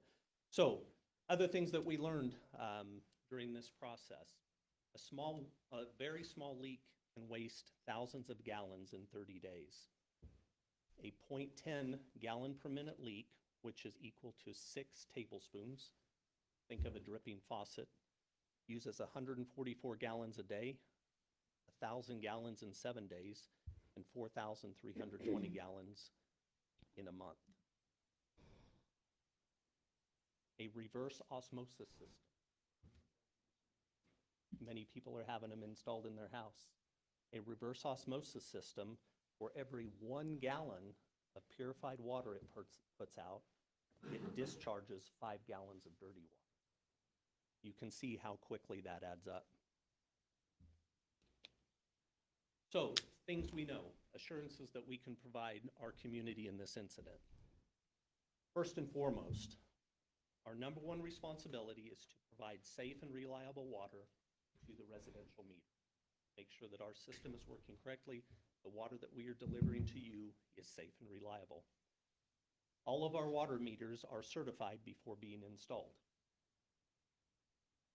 Through this process, we can confirm and prove that our meters are working and that we are selling the water that is sold. What we know is this year we have sold 3 million gallons more in June and July, this billing period that's in question, than we did in 2025. We know that all the water that we've purchased, we've sold. So there's not a surplus of water. Kechi does not have the ability to store water. Don't have a water tower, don't store the water anywhere, pump what we need. So those numbers are consistent. It tells us we don't have a leak in the system, and it tells us that everything that's coming in. And just for clarification, I know he just said June and July. He meant June 30th to July 31st. It wasn't 2 different months. It was basically a 30-day period. It was just 3 million gallons one time that we sold. During that period. Yes. Correct. So we had a couple of people say, well, we think our meter is inflating the usage, okay? If a meter was inflating the usage, which there are no electronic moving components in it, a meter only monitors what comes through it. The water flow is accounted by a little spinning wheel in it. It's not hooked to an electric motor or anything like that. It doesn't move unless water's flowing. If meters were inflating the usage, we would have a surplus of water. We know we don't have a surplus of water. We do not have the capability to produce our own water. We purchase from Wichita and sell what we purchase. After gathering all this information, I called the mayor. I asked her to come in and sit down with us, and we met for about 2 hours. And we presented her with all the information that we had. Myself, Public Works Director, Utility Billing Clerk, City Clerk, we all sat down, we all discussed this. And at the end of the meeting, we came up with these findings. That all water meters that we checked are functioning properly. After investigation, all complaints of high bills are directly related to customer usage. All meters in question have been rechecked. That extreme dry and heat have contributed to more use by customers, and water purchased and water used are consistent. So those figures, the water that comes to our main meter and the water that we sell are consistent. There's no inconsistencies. And that goes to where we have consumed a system as a whole more than 3 million gallons more. I'm just going to make a point of clarification here. These were the findings that were presented to the mayor. These are not my findings. These were the city's findings. So we as a team agreed that we would put some additional steps in process to help our residential customers. Putting additional information on our social media site, which we have started to do. Start putting door hangers on homes when leaks are observed. Our public works department, when they're just out and about, routinely stops by people's house, and if they see a leak, mostly with their irrigation system, they see water running down the driveway or over the curb, they stop, they knock on the door, they try to get a hold of them to tell them, hey, you have a leak, you probably need to look at it. We as a city cannot fix those leaks or anything like that. On the resident side of the meter, we do not have the authority to go fix somebody's leak, okay? Put door hangers on when meters are replaced. In the past, when a meter was replaced, Public Works just went out, shut off the water, put the new meter in, hooked it up, turned the water back on, and people usually never knew about it. But we will start notifying people when they have a new meter. The city is continually going through an upgrade meter process. We have, for lack of a better term, our system now, or our old system, had what we called manual read units on it, where the guys would go up, they'd pull the lid up, they'd flip the lid, wipe it off with a little rag, and take the meter down in. Now we have a mix of electronic read and manual read. The electronic read sends the signal to City Hall, integrates with our system, and produces the water bill, okay?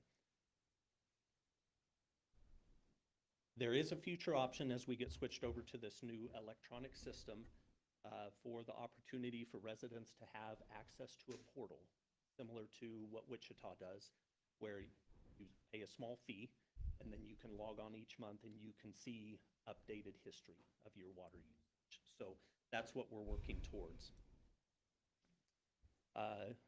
And last but not least, we want people to know that you can have your water meter tested. And like I said before, fees would apply if that meter was in good condition, good operating condition. Okay. I would like to say that I am appreciative of city staff in doing their investigation. I appreciate that I was included in a meeting to hear their updates and their findings, and that there are new steps they're going to take going forward. So I talked to Councilmember Hedstrom today, and trying to wrap our head around, you know, if we have an issue. We're not seeing an issue is what I'm saying on the city side. We don't have any major leaks. What we are seeing when we look at all these accounts is increased usage at the meter. What is causing that increased usage? We don't know. That's what's frustrating for us too. We just don't have the ability to find that out. So we like to try to use the tools that we have to help people find out what is occurring. Todd said, is there a way to find out where most of the complaints are coming from? So this afternoon, we threw together a little pin dot map here of where the complaints are coming from, and they're somewhat consolidated up here in this northern area of town off of Oliver, but there's a couple more throughout town. So we will use this information to see if there's been any changes to the system. We have not made any changes to the system, but could it be a pressure issue? Has something increased the pressure in our system that we don't know about that's creating more water to be pushed through sprinkler systems or different appliances? So all of this information, the information we get from citizens when they come in, we use it to try to figure out what's going on. But I think what I want the council to know, and what I want our residents, is please come talk to us. Every situation, our job and our goal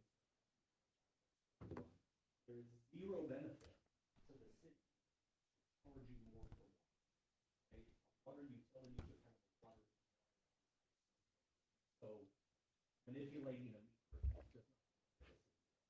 You want to make sure the service that you're getting from is reliable. And all of these things we have found.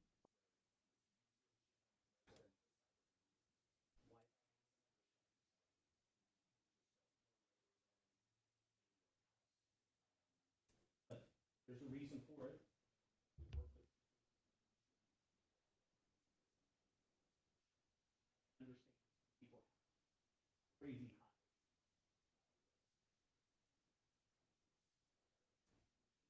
We don't have.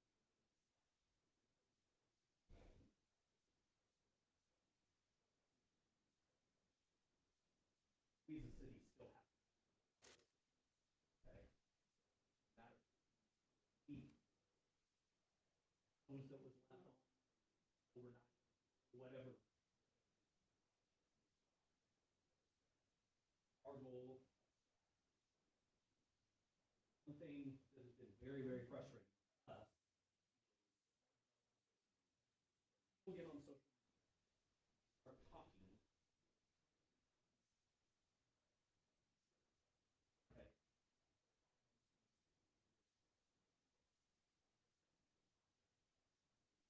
Some of those people, some of those people have called and they said everybody's water bill. We want to figure out what.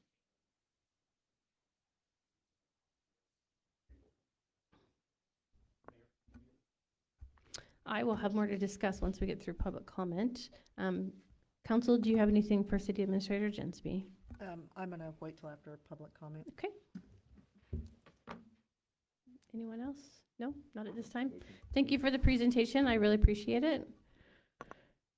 Okay, for public comment, I kind of put out a warning, not knowing how many people were going to sign up to actually speak. So at this time, the number is low enough. You will each have 5 minutes when your name is called. When you come to the podium, please speak into the microphone so that it gets recorded, and state your name and your address, and then you'll have 5 minutes to share. Debbie.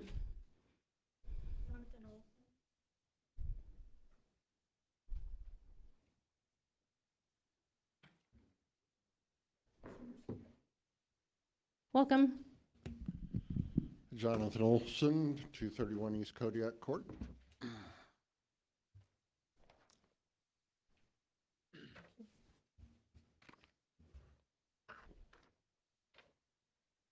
Do we have the ability to display that? He sent me over the file and Okay. it wouldn't, This, there was. You couldn't get our it system to, wouldn't open it for whatever Okay. reason. Like, okay. all right, this is, This is from Jonathan. oh, this is from Jonathan? Yes. Okay, Yeah. thank you. Yes. Okay, sorry. Thank Thank you. you. Apologies. My bad, I So I didn't know. wanted it I up thought- on the screen so you could all see that, but I will start with this. I did a graph of, I don't know the exact years, but the 2021 rates, and I was given the rates now, which are very comparable to yours 3 months ago. So, and I just wanted to emphasize the percentages. The basic rate went up 27%, which is reasonable. The 1,000 to 5,000 gallons only went up 20%. The 5,000 to 10,000 went up 50%. 10,000 to 15,000 went up 88%. 15,000 to 25 went up 54%. And for us people that have fescue yards and bigger yards, anything over 25 gallons went up 130%. And all at once, that increase to me is very hard to swallow. Okay. Now, my water bill. Last month it was $51,000, $1,000 bill. Wait, Excuse me, could you say that again, Yeah. please? Last month, my bill I just got for July Uh-huh.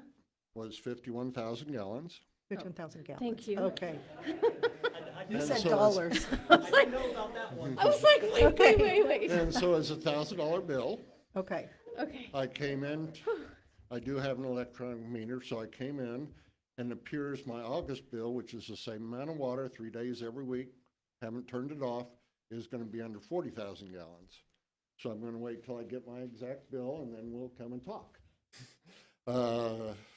And it looked like my graph, there were no, I looked at the graphs for both months, no peaks or leaky toilets or anything like that, so. I appreciate, Matt, your openness and willingness to work with people.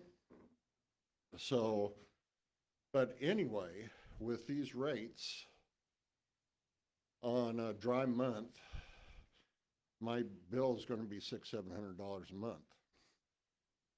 Okay, so I have a choice. Am I gonna pay that amount of money or am I gonna have brown grass? And brown grass is not attractive to people driving through Kechi or thinking about moving in. $500 water bills are not either. Okay? And I guess my last comment is supply and demand. At the prices you have set, we as customers have a choice to pay the bill or turn the water off. And some of us will turn the water off, which means less money for you. So that's simple supply and demand. So, thank you very much. thank you, Jonathan. Council, did you have anything you wanted to respond to Jonathan? Or not at this time? I'm just gonna say, I want to hear from everybody that has a concern. I do too. And I am taking that into account to make sure I ask the correct questions and formulate them at the end. So please don't take it that I'm not asking you because I'm not interested and I'm not listening. I am, but I want to kind of get the whole picture. I would like to ask one question in council that he just brought up. So the recommended high rate on the over 1,000 gallons, is that part of the recommendation that came from Wichita due to conservation, that the higher volume should be charged at a much higher rate to try to get people to water less? It wasn't necessarily charge a higher rate, it was they asked cities to put, that purchased wholesale, put conservation. Okay, This was one of many, as you'll remember, we also rebate program for high efficiency. So this was one of the many. thank So you. do we know what, well, I'm going to save my question till the end because it will be related to that. I think as we go through these also, it's important to note that in the tier system, you pay the lower rate for the 5,000. If you use 27,000, you pay the low rate and then the next rate and then the next. It doesn't, I had that question this week. So you don't get charged just because you went over that. You don't get charged for every gallon of usage at that rate. Okay, all right, go ahead. Did you have something else? Oh, so if you want to pass it around, they can look at it. Yep. Yeah, you're more than welcome to do that. Debbie?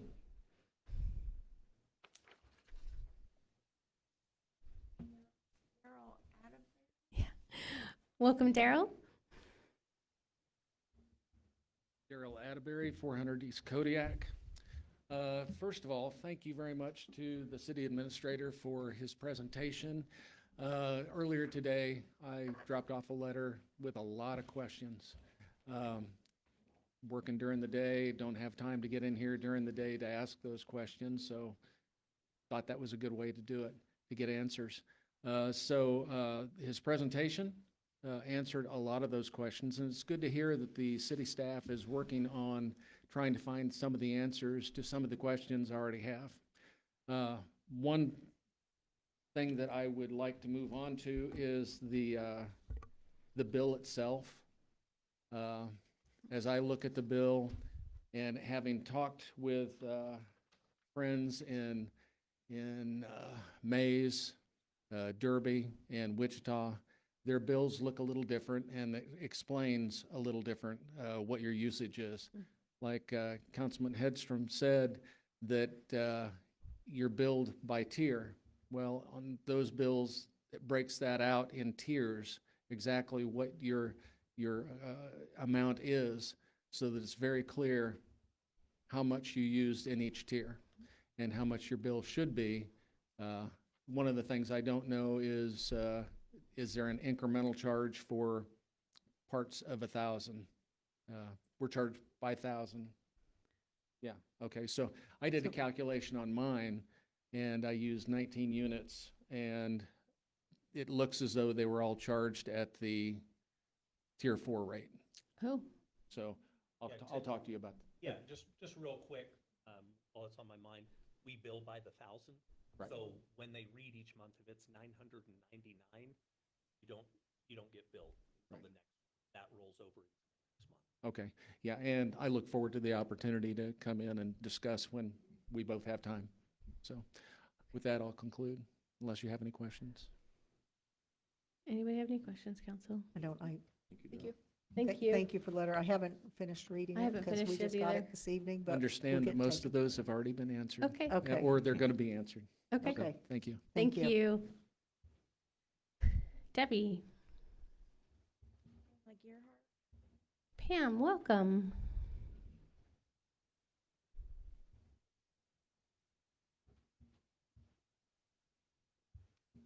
Emma Gerhart, 302 East Cheyenne Court.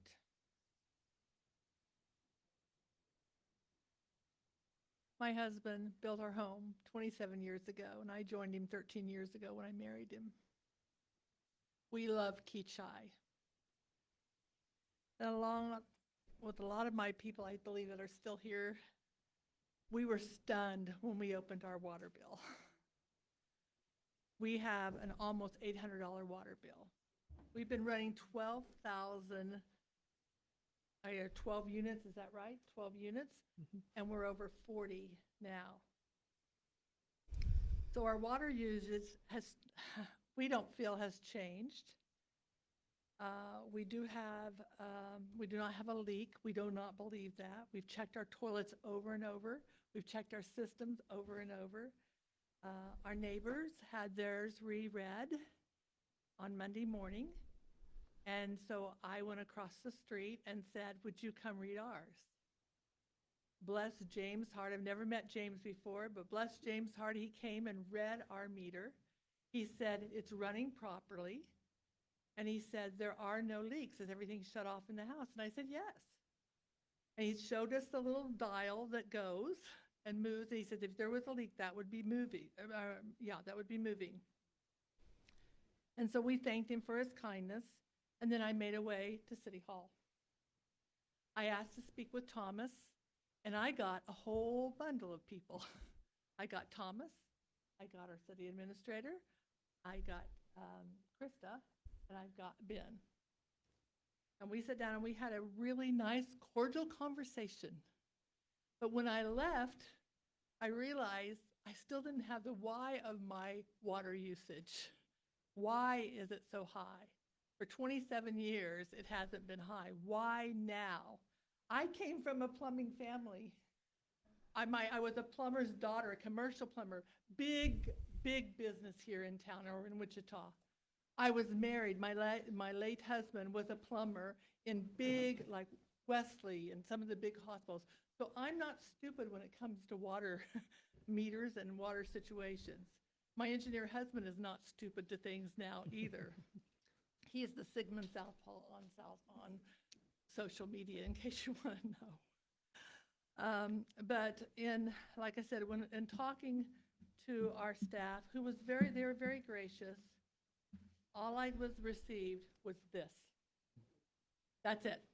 I wasn't offered a copy of my bill. I wasn't offered any of that stuff. I was just given this. And so went home, told my husband. I said, let's check the toilets again. Let's check the water. He goes, I'm telling you, I don't think that's what it is. I want to know the why. Why is our water bill so high?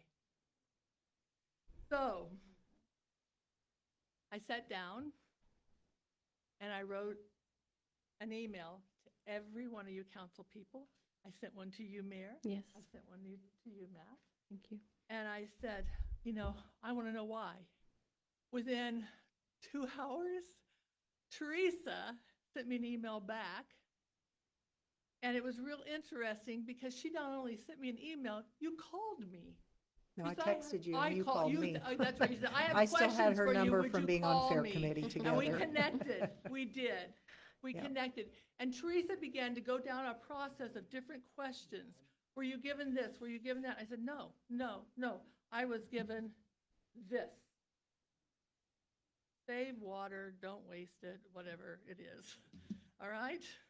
So, I got a response from our mayor, and I saw the care. Paul sent me a message. Paul and Todd, you guys would send me a message back, but you were like 4 minutes apart. And I thought, oh, I wonder if they're discussing it. Paul was so gracious. He said, we are aware of the situation. I'm trying to find my notes here. We're aware of the situation. There is and a quote, there has been an investigation launched. I was told that in the email. I was told that it would be discussed tonight and that there was concern about it and we would be taking care of things to find out the why. So I felt satisfied. I'd heard from Teresa asking questions. I'd heard from Paul. I got your email, Todd. You were gracious enough to email me back. Thank you for that. Here's the thing. You said you start talking about rates. We don't care about the rates. We don't care if there's a 3%. We care about our water usage. That wasn't necessarily addressed, I don't think, in the email. Then you went on to talk about how wonderful our people are here at City Hall, and they are wonderful, but they didn't help me. All right? And so we felt really frustrated, especially after being here for 27 years. So after all of that had happened, I'm trying to find my notes. I'm so sorry. Okay. And I do appreciate all the responses. Everyone that responded, I do appreciate it. But since Monday, I kept hearing over and over and over.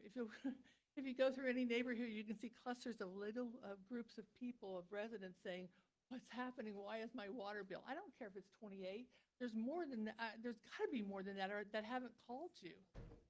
There are more. I'm telling you, there are more people that are having issues because we're hearing it. Why the increase in the consumption or usage? That's our question. That's my husband's and my question. Why? What has happened? It's more than just toilets. Something's not right. And what's interesting is that we keep hearing the same pat answer. Exactly what you said. It's got to be a leak, something you've done. We saw a wonderful presentation, and I'll go back and share and take that into account. And you talk about the small percentage, only 28 people. I still think there's more. Only 28 people. But those 28 people live in Kechi. And those 28 people may be the elderly person who can't afford their bill. We can. We're blessed enough we can, but they may not be able to afford their bill. What if it's that single mom who's struggling to even buy groceries and now she's got to worry about paying for her water? What about the young family who's already having a hard time paying even their mortgage? There are people that this has caused a big deal with and a big hardship in their family. This month's usage, like I said, may have affected 28 people out of the 2,400? But whether there's 28 people or there's all 2,400, every one of these residents matter. Mm-hmm. And it's time for somebody to care. Mm-hmm. It really, truly is. We are fortunate enough to know that my husband, like I said, and us can handle it. Not one at the City Hall offered me a printout. You said they were available, but I didn't know that I was supposed to ask for it. Nobody offered me a printout. Not one. I didn't know I had to ask.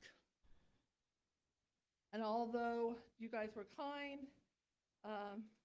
told me to check for water leaks, gave me a wonderful little 6-inch ruler, then Matt, you threw us under the bus yesterday when you talked about it's all on the residents.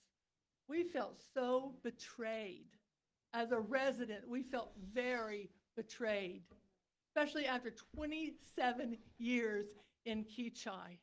My husband couldn't believe it. And that was the clincher. That's why I'm speaking tonight. Yeah.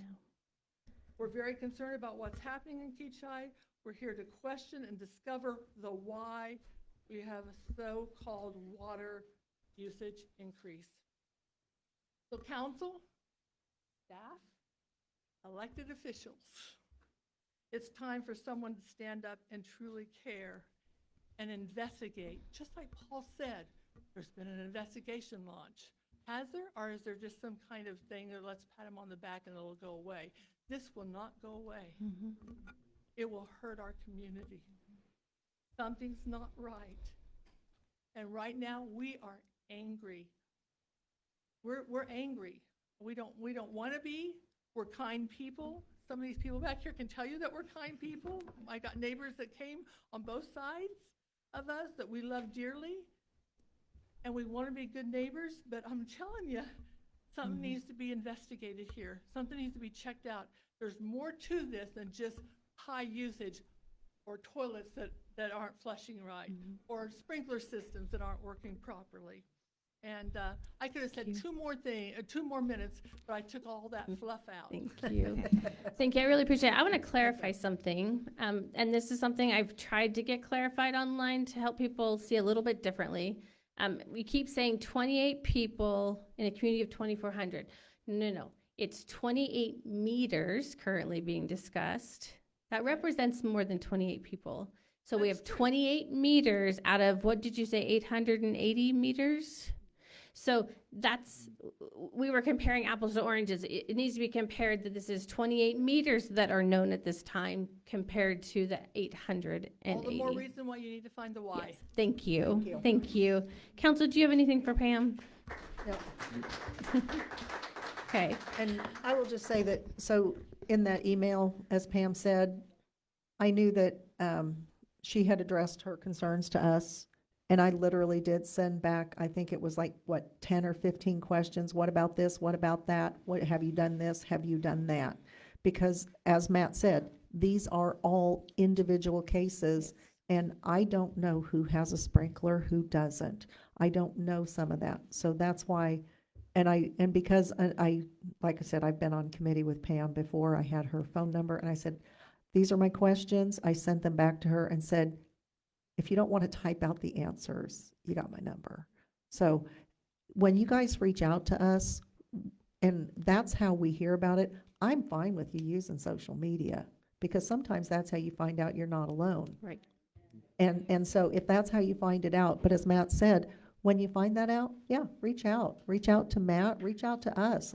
We represent you. You elected, every one of us up here was elected by you. So thank you for reaching out. Debbie. Yeah, we have one here. It says, well, it has two names. It has Bob Clegg and Sam. Okay, all right. That was weird. Welcome. Hi. So a couple things. So Could you one- just state your name and your sorry. address, please? Sam Egelhoff, 469 East Kodiak. Sam contacted me. Yep. Thank you. So, two things. So one, I was one of the lucky people that got a 35,000 gallon, which was $600 in water. So yeah, I wasn't pleased with that. And then I just checked my meter and it's going to be another probably 400 or 500 this month, because I haven't got the bill yet, right? Because we haven't sent them out yet. So one thing there is it would be nice if we could get the bill sooner. So, because now we're already like 3 weeks into August, right? Or almost 4 weeks into August. And I think I just got it last weekend. So it'd be nice if we could get a little sooner. The mobile app, maybe that would help too, but I like that idea. Now, the interesting thing that is different about mine, so the Bob Clegg part of this, who lives on Dakota, my father-in-law, I checked his because he's been out of town since June 2nd. And so I had him send me his bills, and he's kind of backwards. So he has, and so no one's messed with his water, no one's been running toilets, no one's been flushing, no one's been using any water, just sprinkler system basically. And so his is interesting because, so May 30th to June 30th, he used 10 units, which seems really low for, like, I think he's got like 9 zones. It's a big, big yard. And that's got 10 zone, or, I mean, yeah, so they use 10 units for that. Then June 30th to July 31st, so the month we're talking about, somehow he only used 6 units, which doesn't make any sense to me at all, like, at all. So, I talked to the guy here this morning. I came in over the lunch hour and got the chart. So the other problem, I guess, that you kind of alluded to, I got the graph, I got the chart. He's on an older system, I guess, so he can't have a chart, and so I don't know what the deal is there, but it would be helpful to have, I don't know if you guys on the back end can get any more detail, but something doesn't add up there. Yeah, that's when I spoke about, we have mixed meters. Yeah. The manual read meters do not give the fancy graph, the electronic. Yeah. So as we transition over, that is our goal, is to get everybody on Yep, the for sure. fancy graph system. Yep, So, yep, for sure. So I don't know, that just doesn't make sense to me. I'm not sure how that would work, but I guess we'll figure it out eventually. The other thing I thought that was interesting that I haven't heard referenced today is when I came up today, the guy at the front said that every meter was manually read last month, and that there was a computer system issue, and that's why they manually read everything. So I don't know. I'm just saying, like, a confluence of things altogether doesn't really, it doesn't inspire a lot of confidence, right? So, yeah, so I'm just saying, like, I think, you know, I would continue to dive into it. I think based on all the feedback, it sounds like we're hopefully going to. I think the flow rate, you know, is an interesting idea. It doesn't solve my father-in-law's issue, but hey, if, you know, if no one changed their stuff and now it's way more than, you know, the previous months or a year, maybe you do have, you're flowing more through there, if you didn't change your sprinkler systems and stuff. But yeah, anyway, I think just, you know, I appreciate the time to speak and everything, but just, you know, continue digging into it, please. Thank you. Anyone have any comments or anything with Sam? I have a question for Matt. Okay. So on those older meters, can we still see like a breakdown? Like how you showed No. you can't see any like additional? No, because so they're manual reads. So on those meters, our public works guys go out and they physically read them. Okay. On your bill, I think there's a graph based off your usage. Mhm. Month over month compared to last year. So Yeah, for the last year. And Okay. we try once a year, just like we did this time. We had server computer stuff, so all wasn't talking to the system. So we time through the year where we physically touch each to a main bunch of new public works guys how to do it. So that to our does not change the doesn't. The only thing the electronic portion of that does takes a snapshot of that read, date it's read. And Matt, just for everybody, Thomas said they start reading meters on the 1st, and it takes them a few days. So somewhere between the 1st and 5th, all of the manual meters should be read. We can't do it in one day. Right. All right, and as somebody who did your utility billing for about 10 years, I can speak to why we have the system in place and why it takes that long.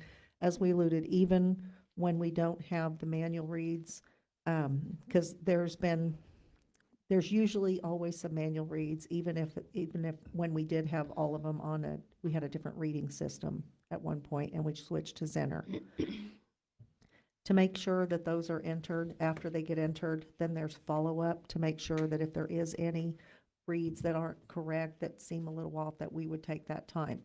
And then your bills are due on the 10th of the month, so that kind of puts that person in utility billing kind of in that position to be working on the bills that are coming in instead of the bills that are going out. And so that takes a couple days, and then late notices. And then after that process, because we want to make sure that before we send out the next bill, that you have the current bill paid for, because if we're not having that information on there, then you're like, wait a minute, no, did I pay this, did I not? And that causes confusion itself. So that's why there is a lag between when we send it. And I know that, like I said, I heard those calls for a long time, and I was the one up behind the phone explaining those and talking them through. So I do get the frustration with when you're like, wait a minute, if I'd have known.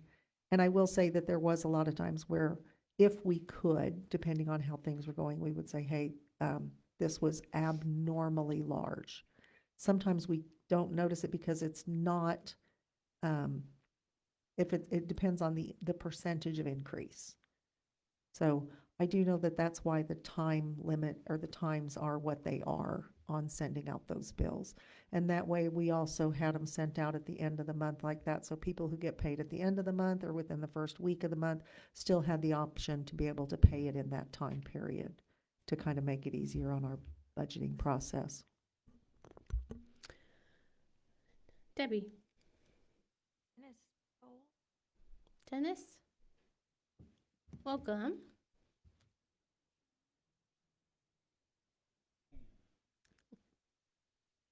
Name's Dennis Pell, 408 Comanche Circle. Been in Kechi for over 25 years. Never met Pam. It's nice to meet you today. My concern is not the rates. I understand the rates, understand all the water treatments in Wichita, understand all that. And I'm perfectly fine with that. It's all to make everything better. I'm a conservative. I have a water barrel. I have a $4,000 well. I do water my lawn.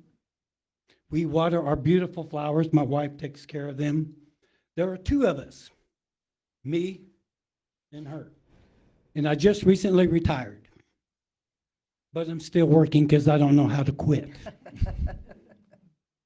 So we have had our bill. We looked at our bills all year long, from January to now. Actually, we looked at our bill for the last 25 years, and everything's been perfect.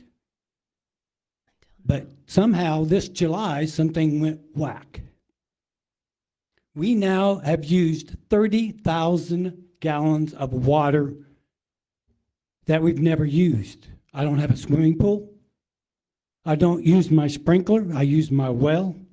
We use our well to water our flowers, all of that. I even had 3 neighbors, God bless neighbors, came and were looking at my meter as well. And I was running in, shutting off toilets, faucets, water to the house, trying to figure out where could I be losing 30,000 gallons of water. And guess what? No leaks. Every faucet I replaced because I remodeled, because I retired. Every toilet or every item that I have in the house, I've replaced and used and checked. When you lose water, you hear where you're losing water. I do not have neighbors that hook up a garden hose and then just start filling up their swimming pool with it. I do not have spongy ground. I've had sprinklers go bad. And guess what? After a while, the ground gets so spongy, you know you've got a leak.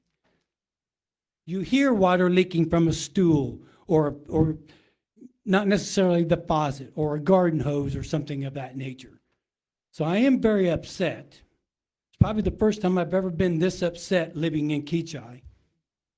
And being here 25 years, building my own house and selecting Kechi to live in, I think it's my duty to at least voice my opinion of what's going on. Normally, I don't have too many opinions about Kechi other than I love the place. My kids were raised here. And unfortunately, one used to be here but lives somewhere else. But I'm also thankful that I can pay my bills. I'm also thankful that my kids are close. So I went to the city. I asked them about my bill. Talked to the clerk, very friendly. He arranged a work order to have another reading done on my meter. As a matter of fact, I was off that day, so when the worker came out to check the meter, I asked him a lot of questions. He was very polite. And meter checked out. Amazing. I checked my meter to the bill. And then I checked my meter 2 days later. Everything just seems as kosher as hell. I don't know what's going on here. I really don't. I pay bills. If I owe somebody, I pay them. And that's just the honest way to be. But what I don't like is somebody not to check into what my problem is, and I pay for something I shouldn't have to pay for. I give to a hell of a lot of charities, and I think about a lot of people in turn. People, especially people with fixed incomes. How are they going to manage this? But I'm fortunate enough to be blessed enough to take care of it if I need to, because I have surplus money for emergencies. So, I went to the city. He came out, read the meter.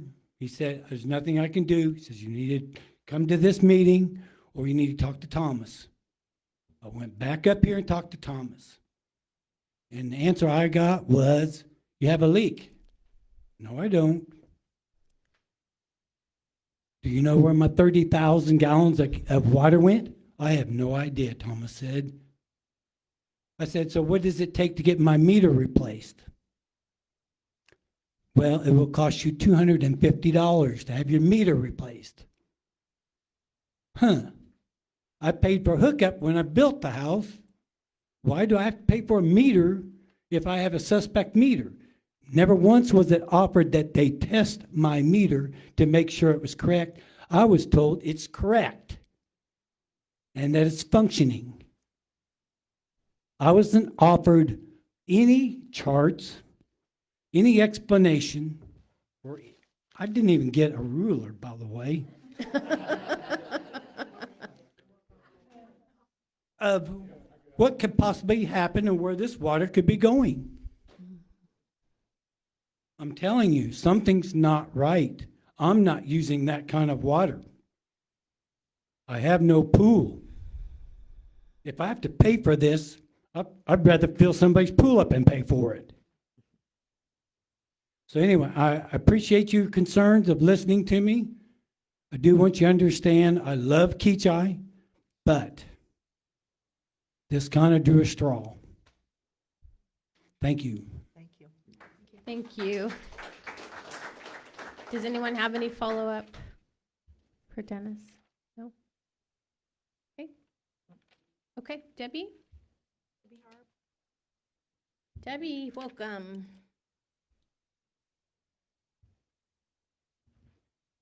Debbie Harp, 531 Prairie Creek Drive, Kechi. I can second everything that's been said. I brought my last 3 bills. $250 for the month of May, $97 for the month of June, $216 for the month of July. That is a lot of up and down. I did come in and talk to Ben about the $250 bill. I got the same thing. There's nothing wrong. There's nothing going on. I said, can you tell me my water usage? He said the application that we use is not working right now, and IT is working on it, getting it fixed. And he did have my meter read, and he called and said that it was fine. There was nothing wrong with my meter, but the app that they use for the graphs was still not working. So that was the end of that. There was no other follow-up. I was gone for a week in July, so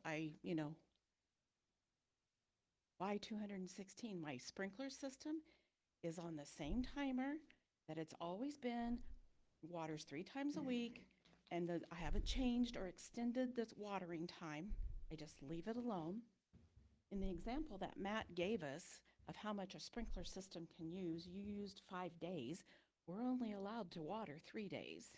So that was not a fair comparison, because what you showed was 5 days of watering, and we're not allowed 5 days of watering. We have a restriction. I've even gone to, and this is pretty silly, but when I'm warming up the shower in the morning, I'm collecting that water until it gets hot, and that's what I'm using to water my flowers outside. You know, so I don't know what else I can do or what I'm doing that is so different that's making these bills go like this. I mean, that is from 250 to 97 to 216? Really? Nothing's changed. How do we know if we have an old meter or a new meter? Check, we can tell you. Okay. And I would encourage you to go out to Facebook.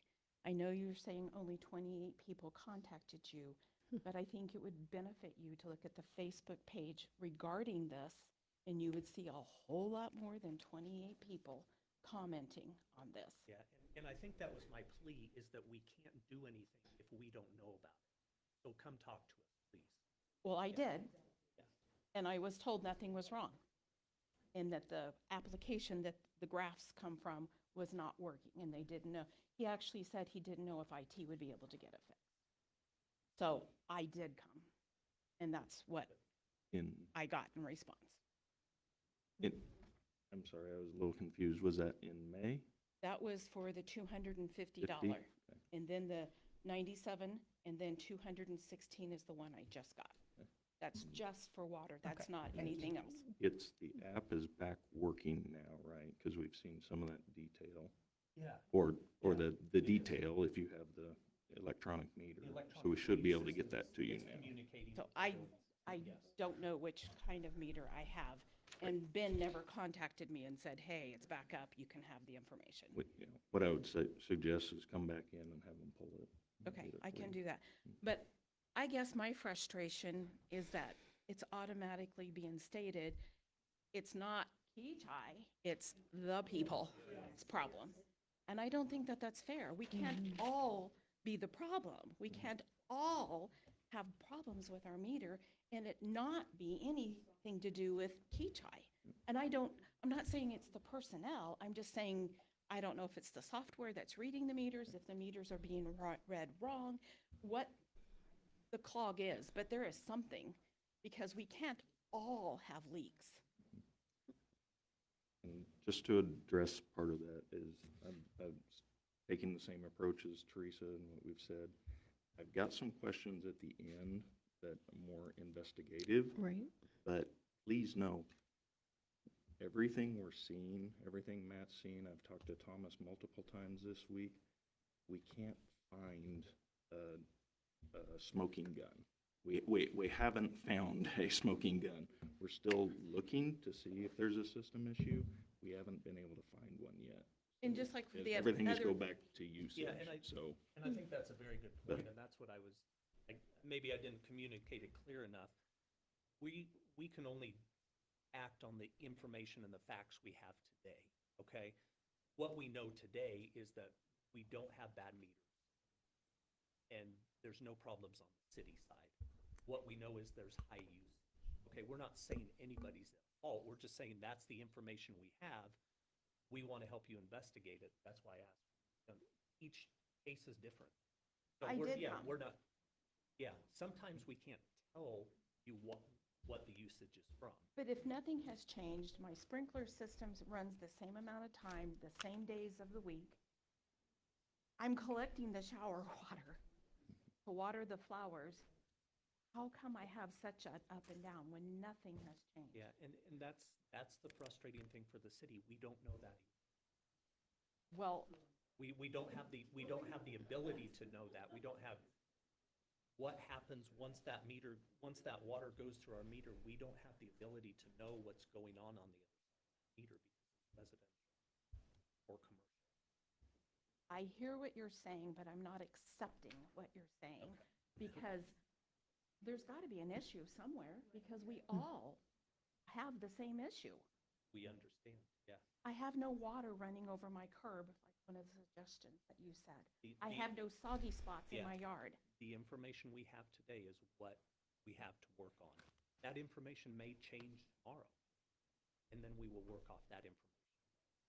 What we're saying today is this is the information we have at hand. We're trying to figure out what's going on. Doesn't mean that information will change as we start looking. Well, I So we will, yeah, we are going to do our best as a city to figure out what's going on. I Okay, just want to I make mean, that I clear. don't know what else to say, but there is Yeah. something going on. Yeah. I think part of the And we don't issue, either. I think part of the issue too that has now arisen that I am hearing from people is the fact that on a news story last night, you said the people use the water and they need to pay for it. That's the problem. Because There's no it's sympathy. basically saying it's not the city's problem, it's the people's problem. And that's, I'm listening to them. I mean, I've been accused of not standing up enough for residents, and it's like, no, I'm taking all the information in right now. I am trying to listen. I'm listening to the city. I'm listening to people who contact me. I'm listening to the conversations. And I don't have answers. And the more I listen, the more questions I have. Because one of the things is that you've already stated is in a normal month, 5 bills. That's your normal in a month is 5 bill issues. You now have a minimum of 28 that you are aware of. And there's more that I've had people tell me they don't care. Why should I tell them? So, and I'm like, no, I really need you to go to City Hall. I need you to log this in with the city. But that's part of it too. So, it was really difficult. I didn't even know there was a news story. I couldn't defend it last night. And I said, it's not my words.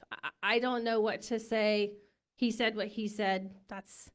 And all we can do is talk about it. Mayor and everybody that's here, if that's the way it came across, I apologize. That's not what I meant. And I think you can see that by the help that we were tonight. There's no, We- what we are offering to help people work through this. Yeah. I will make an exception. This is a big issue. I want people to be heard. Jonathan Olson, 231 East Kodiak Court. Before coming to the city, you may want to wait till your August bill, because Yes. I think mine may be 20% less. And I think that would give you better context of, yeah, we may have used the water, but it wasn't our fault.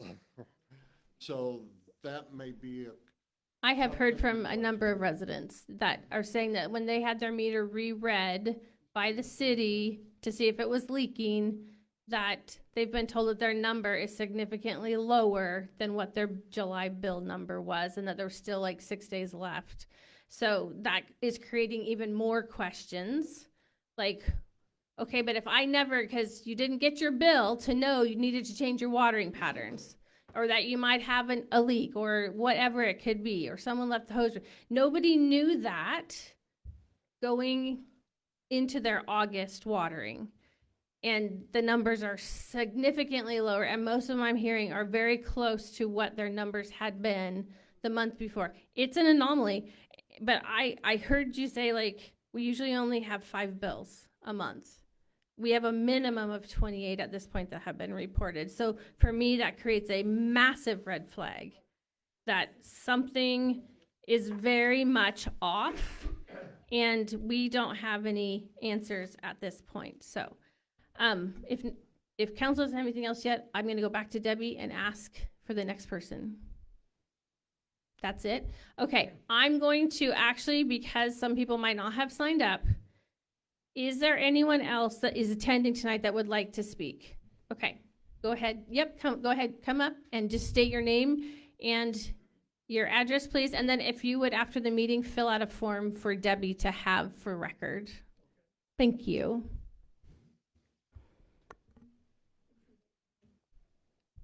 Matt? Yes.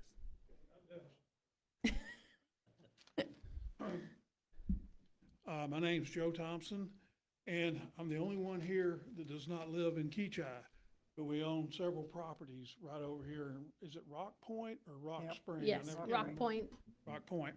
And I want to talk about one in particular because it's only 3 years old. We bought it new in the summer of 2023. And I happen to have information about 2 different points in time. But before that goes in, we were talking, I think you and I, about the tier system, no, that was Thomas. Okay. And I need to talk to him about that. Anyway, I was thinking it was you. I don't remember. Yeah. I want to talk about 2332 East Cheyenne Court, right over here, about 2 miles. And I want to look at the July 2025 data and the July 2026 data. Okay, and I'm doing this kind of slow. The usage for the 2025 data was 9,000 gallons as I understand it. And the total for the water, just the water, was $116.15. That's reasonable because, you know, some of that water went into the house and so forth. Now I want to talk about the one a year later. Now, also, that house has been vacant for a year. We haven't been aggressive enough to get it ready to go. We're real picky. I mean, if my wife does this, and if she finds anything, I have to stay outside. All right? She's mean, small but mean. All right. What's the matter? I'm trying to be straight. We can see her Okay, face. the usage for July of this year, and nobody's living in there, okay, is 15, not 9. Now, let me also tell you, I'm the guy that controls the sprinklers. And it is year-round, you know, once March gets here, it starts up, and then in October or whenever we shut it down. But it is the same pattern every time. There's 3 circuits on it. The first, on both sides, okay, because it's a duplex. And the first circuit runs for 8 minutes. And it starts at 12:15 a.m. on Monday, Wednesday, and Friday, okay? At 12:30 a.m., circuit 2 starts, 8 minutes. And then on circuit 3, it starts at 12:45 a.m. And guess what? It's 8 minutes on 2332, and for some reason I've got it for 10 minutes on 2334. All right? But I'm just talking about 2332 right now because they're the same, basically. For 2026, for July 2026, I had 15,000 gallons of usage, and that can't be right. And I have a beautiful bill here for $216.55. That's almost exactly $100 more than a year ago. And remember, both times, that includes the domestic water that we use in the house, although for this last month and a half, we haven't had a tenant, and to be honest with you, we haven't been very aggressive about getting it because we've got other things going on. So there's not very much house water being used, you know, other than, you know, go to the bathroom there, and that's about it. We don't cook anything there. We don't make anything. We don't run the dishwasher, blah, blah, blah. But, and the landscaping, you know, the sprinkler system, it ain't changed.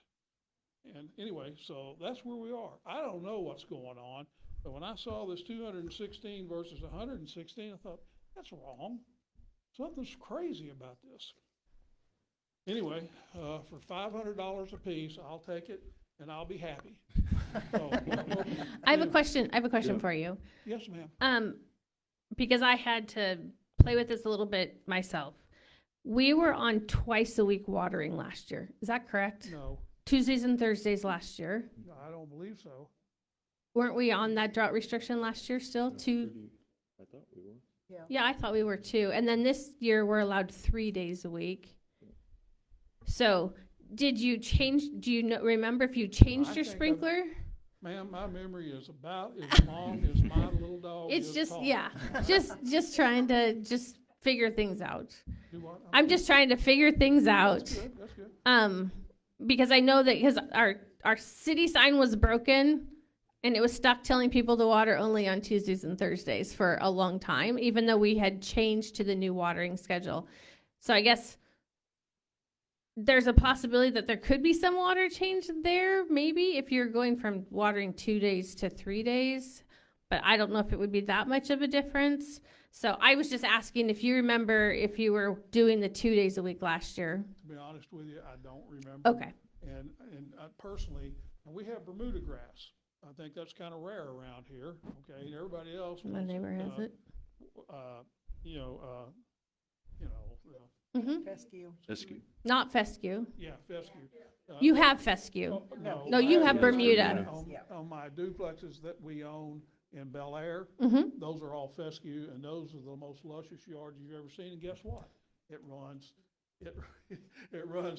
3 days a week or 3 nights a week. Right. We turn it on right after Right. midnight, and it's almost, now there's 4 circuits there, not 3. It's a bigger lot, and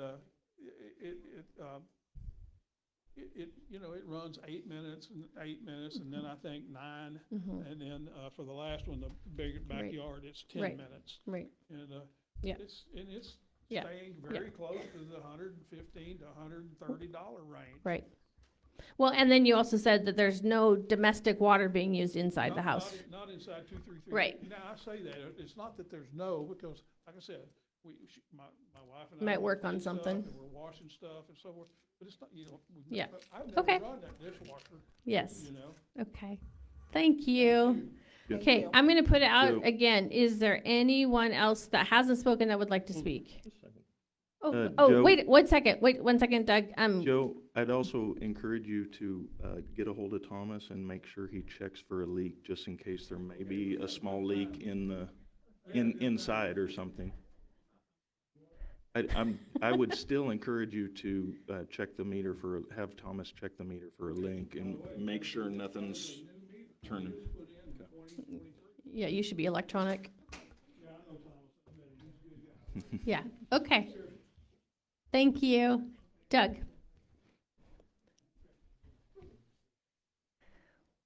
Doug Wadan, 392 East Cheyenne Court.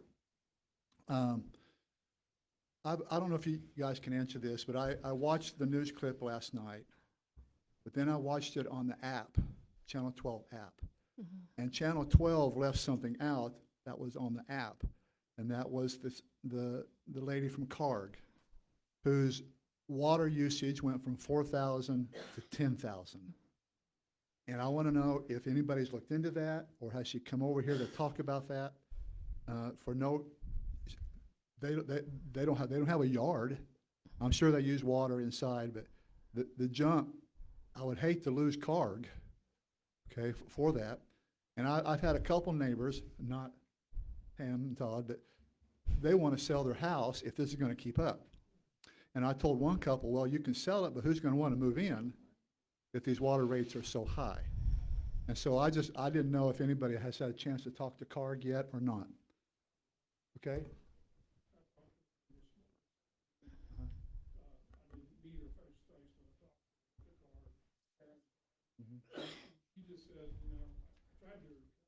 She came tonight. She was here.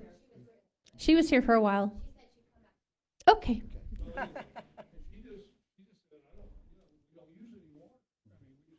Right. But I guess it's our fault. I guess it's her fault, okay? We're working I through know, this, Doug. I know. And one last thing, on freedom of speech is the internet. We are free to say whatever we like on that. Yes, you are. Thank you, Doug. Come on up. Andrea. You're welcome. Angela Lesage, 347 East Kodiak. My husband and I have lived in Kechi for almost 16 years, and we own a lovely property that we have almost a half acre, and we do water our yard. Well, we did water our yard until this week. My husband yesterday shaved our backyard to the ground, and it is going to stay that way. We have shut our water system off, and we 3 months ago, we had 22 usage, two months in a row, and then we had 15 when it rained, because we have a sensor. We had 36 this month. Our water alone was $660 some. And yes, we can pay that, but we have shut our system off and we will not turn it on next year. We are done. My husband's ready to move. But there is something wrong. And we know that the meter was read right because we went out and looked at what it was. This month, before we shut it off, we'd only used 12.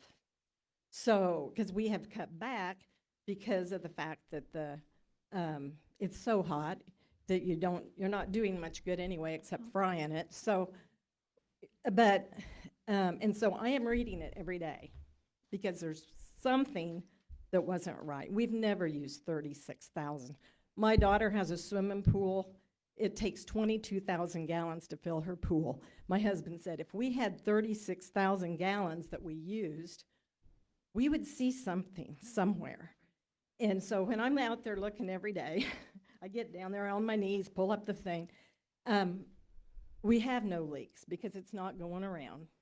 We know that. We know our plumbing in our house is good. We have no leaks. So there is something that has caused that spike. So, you know, I think we've had times in the past we've even used 24, but 36 is incredible. So that's all thank you for listening. I hope you guys can find something that has caused those meters to spike. Because there's several of us in the same neighborhood, but yet our neighbors who said they expected their bill to be very high because they had watered every opportunity that they had for the three days, theirs went down. And they were like, and they said, well, how'd your guys spike up that much? And I was like, we have no idea. But anyway, we will not turn our meter on. I hope the city doesn't send us their nasty notes next year on doing our backflow because we're not turning it on. We'll do some sprinkling in the front yard with hand sprinklers, but until there's some kind of resolution, it's ridiculous to pay that kind of water rate. Thank you. You're welcome. Thank you. Okay, one last call. Is there anyone else that wants to speak before? Yes, you may. To Matt? Mm-hmm. You know, you've got the tier system, okay? 0 to 5, 5 is roughly 10 to 20, I don't remember, and then 25. Let's say that you're in tier 3, that with whole sprinkling and everything good. Do you pay for a portion of it at tier 1 and a portion of it? Yes, you're correct. Okay. Is there anyone else? I just have, it hasn't spoken already. I don't see anybody else. I would just like to ask for who is attending. Is there anyone here who has a high water bill that they did not report it to the city? Okay. So we've got more that have not reported to the city. So just even in attendance. Yes, but not for your new one. Okay. So I have one other person that contacted me directly, and this comment is out on social media, so anyone can see it. And I'm actually going to read it because this bill was so outrageous that I was like, I can't wrap my head around this. Their previous reading was 6, and then it was 62. So this account holder found out that for several months there was 0 reading on their bill, and a few with just 1.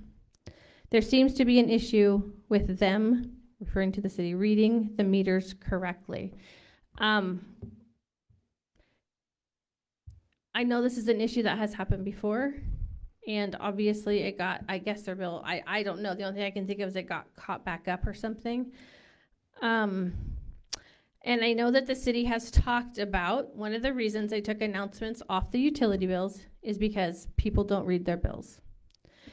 And the people that made this comment, I know who they are. And are usually very attentive to detail. And I think that there's a lot of people who get their bill, they see how much it is, and they just write their check or they just pay it. And they're not necessarily looking at it because it's generally about the same. I was very shocked that this detail got missed, but however, it does tell me that there was at least one bill out there that had not been reading the water readings. And so that is another anomaly in the middle of all of these bills. And so I guess part of my question is, have we investigated the system to make sure this wasn't happening to at least the 28, that there was not some time where their bill was coming in at 0 or 1 and people had not looked at their bill to see that they did not get a correct read? Has that been investigated? Yeah, I asked Chris that, and she said that she. Only one account.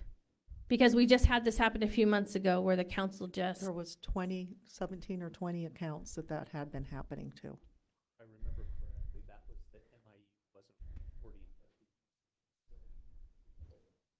but they weren't billed. That's not, But they weren't billed for their water That was- usage. But we had still paid for it. Let me just say, Because that had gone on for 20 months. because, yep, so, yeah, I think it was the MIU of the electronic portion. Okay. Yeah, let me look back on but, that. Okay. Make sure I'm so correct. If it could was then, could this have been one of those that got missed in that? I can't answer. Okay, because this person also phoned me regarding her situation and asked me if it is found that we were not properly billing them in the past, so that it wasn't recording correctly how much water they were being used regularly, whether it was the MIU or the meter or what was being recorded versus billed. And now, because we did a manual read, it was a catch-up for all those months. Would they be eligible to be charged at the lower tiered rate, because the lower tiered rate was actually what they were using?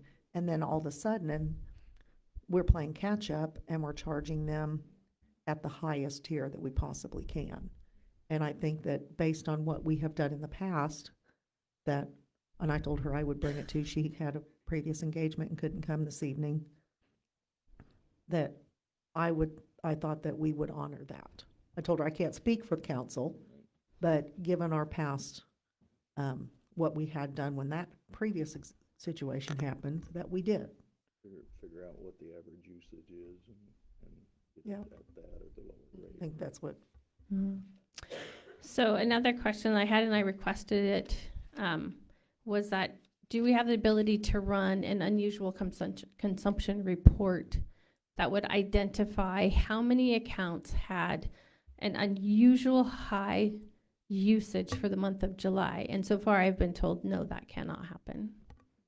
I'd have to ask Chris that. I would think with the software that we have, that's information that any utility should be able to have that information available for all of those reads, that how many had an unusual consumption for the month of July, and that the city should be able to identify how many meters read exceptionally high, that it's not their normal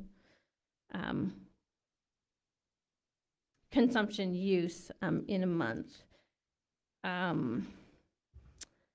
The other question, and you might have said this, my understanding is that there was a problem with reading last month, and it was all read manually.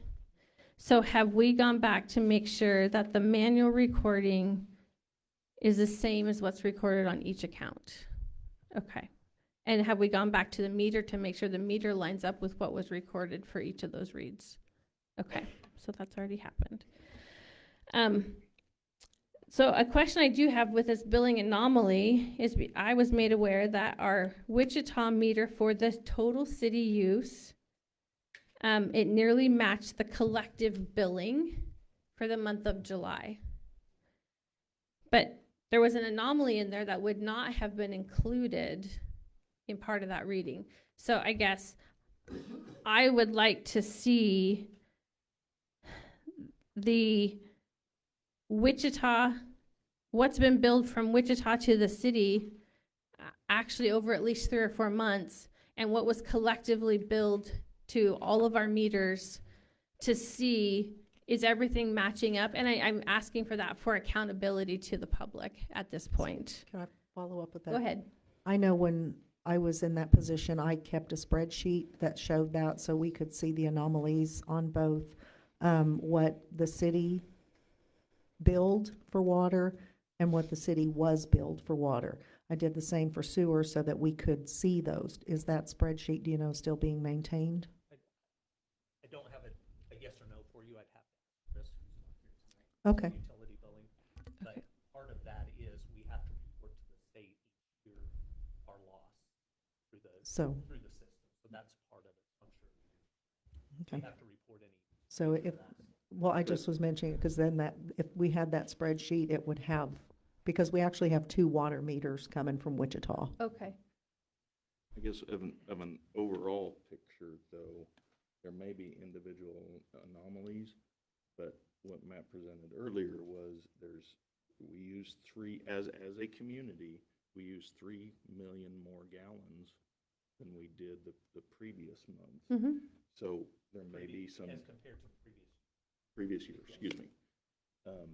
So No, it was almost 3 overall, million for a at month. the large level, everything that's going out is the same as what we're coming in. So Mhm. we've got Yep. something going on. Well, It's not like one of them isn't matching up. No. There may be little anomalies on all the Well- distribution side, but we're bringing in that much And- more. So we're and there- using it someplace. I mean, I shouldn't say that. It's going through the meters. And there should be some anomalies because of if we're reading on the 1st through the 4th, our meters that from Wichita aren't necessarily being read on the same day. They are, in fact, like I said, we have 2 meters coming from Wichita. So they are not being read necessarily on the same day. It was also how we found out we had a sewer problem because we started tracking that and saying, whoa, how do we have so much more water going back to Wichita? Every time it rained. Every time it rained, we had infiltration, but if we keep track of that, that's how we find those things. Right. So, do you know how many meters we have that are not being electronically read, that are not on center? I don't have an exact. I think Thomas in the meeting this week said he needs to replace 300 still. So I'm guessing Okay. that basically 300 are not that would be a good estimate, probably. Yeah, so Okay. about 300 need to be replaced before we can open up the Zener monitoring system. Okay. So and I know that most of you guys had problems with usage, but the tier system got brought up as well. So I was not on council when this current one was adopted. So my question would be, were the tiers that we use, are those similar to the tiers that Wichita uses? Or were those ones that were recommended from the water rate study? They were a culmination of different, comparing them jurisdictions. So in the water rate study, is that what was recommended to the council? No. No, and I want to speak to that. So Okay. what the water-wise, or water guys. Great rates, something? Great rates. Great rate. Yeah, Yep. great rates. What they recommended was the 3-tier system. And I asked for a lower tier to be put in, the 0 to 5,000, so that people in very small households that are really struggling, we could get them a lower rate, because everything of the 3 existing tiers that we've had was going up. So I asked Matt if he could go back, have them rerun it, add a lower tier for essential use only. And I understand 5,000 is not that much, but it's for the essential use only, that people who are really struggling can get the lowest rate possible. In response to that, we had to raise the higher tier. So if you're going over 25,000, that's part of that reason. So that's part of what I asked for. So, but we did go from 3 tiers to 4 tiers. Thank you. Sure, go ahead.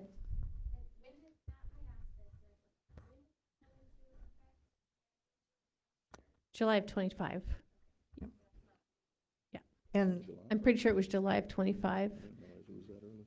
Yeah, because I actually asked if the escalation rate was gonna go up August 1st after the new rates got put into effect last year, and it was no, you didn't have an extra 3% last year. So one of the things I would like to say really quick is that I attended the Kansas Water Office local consult today. And someone sitting beside me was from a utility company and has been in the utility business for many, many, many years. And in the discussion, because of the news story, it's already out all over the place that Kechi has this high water issue going on with their bills.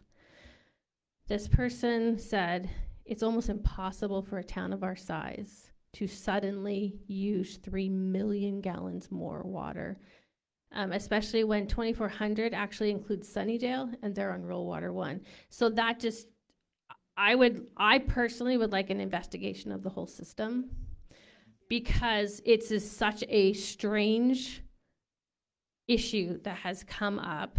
28 is a start. There's way more than 28 people that have this big, huge spike.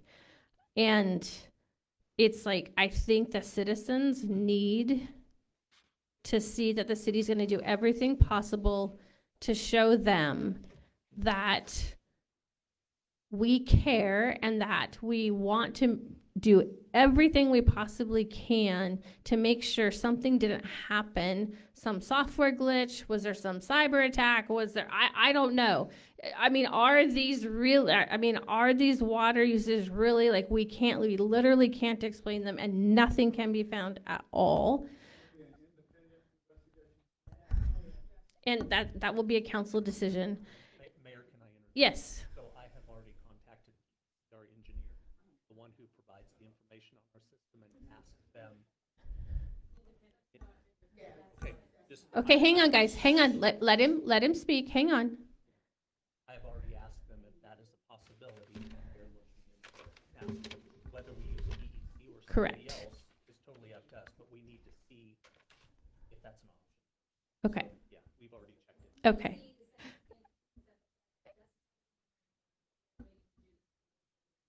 Yes, okay. Okay, so PEC is our regularly contracted engineering company for the city of Kechi. So they know us. So anyway, I'm just gonna put that out there. I'm gonna let council continue to discuss the matter.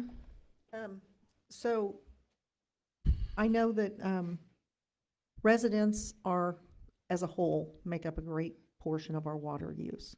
But we also have our highest water users are industrial and commercial. So do we know what their usage increased over that same period of time so that we can compare what was the consumption amounts by customer type? Well, I know that okay, That's just a question I'll have to ask. okay, no, I know Yeah, that we can do the report. Yeah. I just want to know the data from it. I mean, because I'll be honest, I know Debbie knows that we have to have some of that just to file our monthly sales tax. We have to know different rates because of that. Maybe So- asking that Matt, have any of the 28 been commercial? We have heard from them. Oh, I wasn't worried about that. What I'm worried because. They have such so a high volume. They have a very high volume before they move up to a tier. So for instance, it was 100,000 gallons is up to 100,000 gallons is their first tier. And I understand that they use water for their production and things like that, and that's how they make money. But I also know that when they're watering their grass, are they being held to the same standard of conserving water for their lawns as we are for our residents? So for instance, meter engineers, how much of their water bill is for their irrigation versus how much of their water bill is for, production. Because I know that, I mean, a lot of times there's two separate meters, or there had been in the past. So when I think of how much water is being used, do we have that information so when we look at that 3 million, and I know that, like you said, that's a big anomaly, but how much of that is coming from, I mean, Valley Floral has got to use, I mean, they use a lot of water because they're plant-based. Okay. They have plants, they are not plant-based. You know what you meant. Yes. When we go wash our cars, more Kechi Car Wash is gonna use more water. And I know that, I mean, so I just want to see, where is some of that feeding into that? I did write a question about making sure we're running a zero consumption in our high usage reports. We've talked about the watering restrictions, and, are we enforcing, the watering restrictions? I mean, Yeah, we don't go out and write tickets. We try to make it as educational as possible. If okay. during the day, if Public Works sees somebody watering,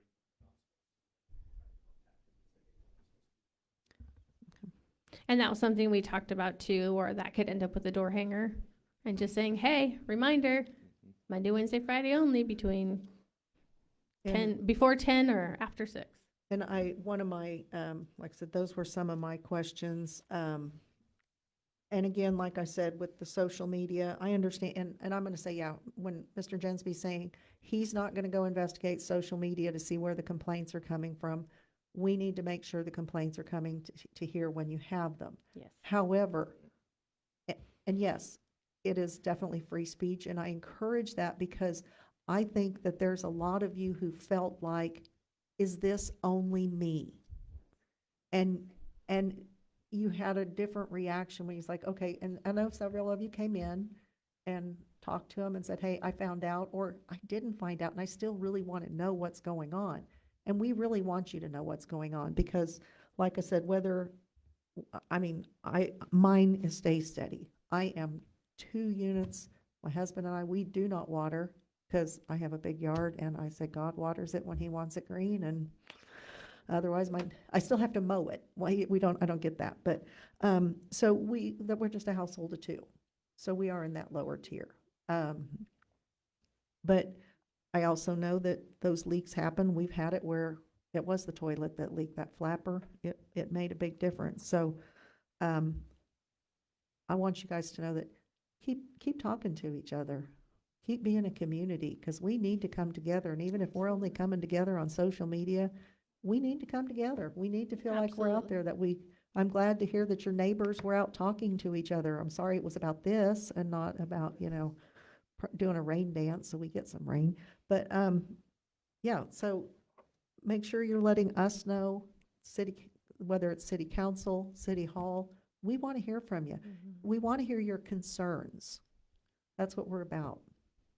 So, and I do want to, I hope that we can get some satisfactory answers. I know I had one on here about how our meters tested. That's been answered.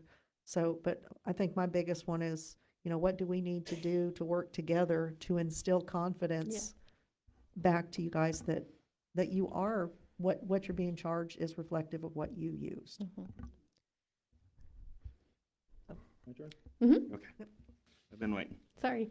So, I asked Matt this afternoon to put together that map of where the usage was, because I've talked to Thomas a couple times, and he's telling me I'm barking up the wrong tree. But of all the people in here, who all is in Prairie Creek area?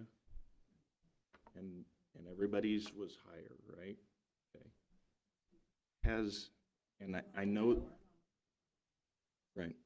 I know it's not, I know We got there's some- others. I'm just saying, it seems like a majority. Like a cluster. Has anybody, and I know this is a completely subjective question, but I'm not giving up on it.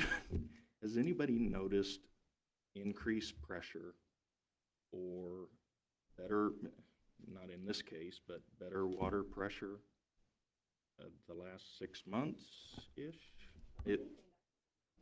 Less? Okay.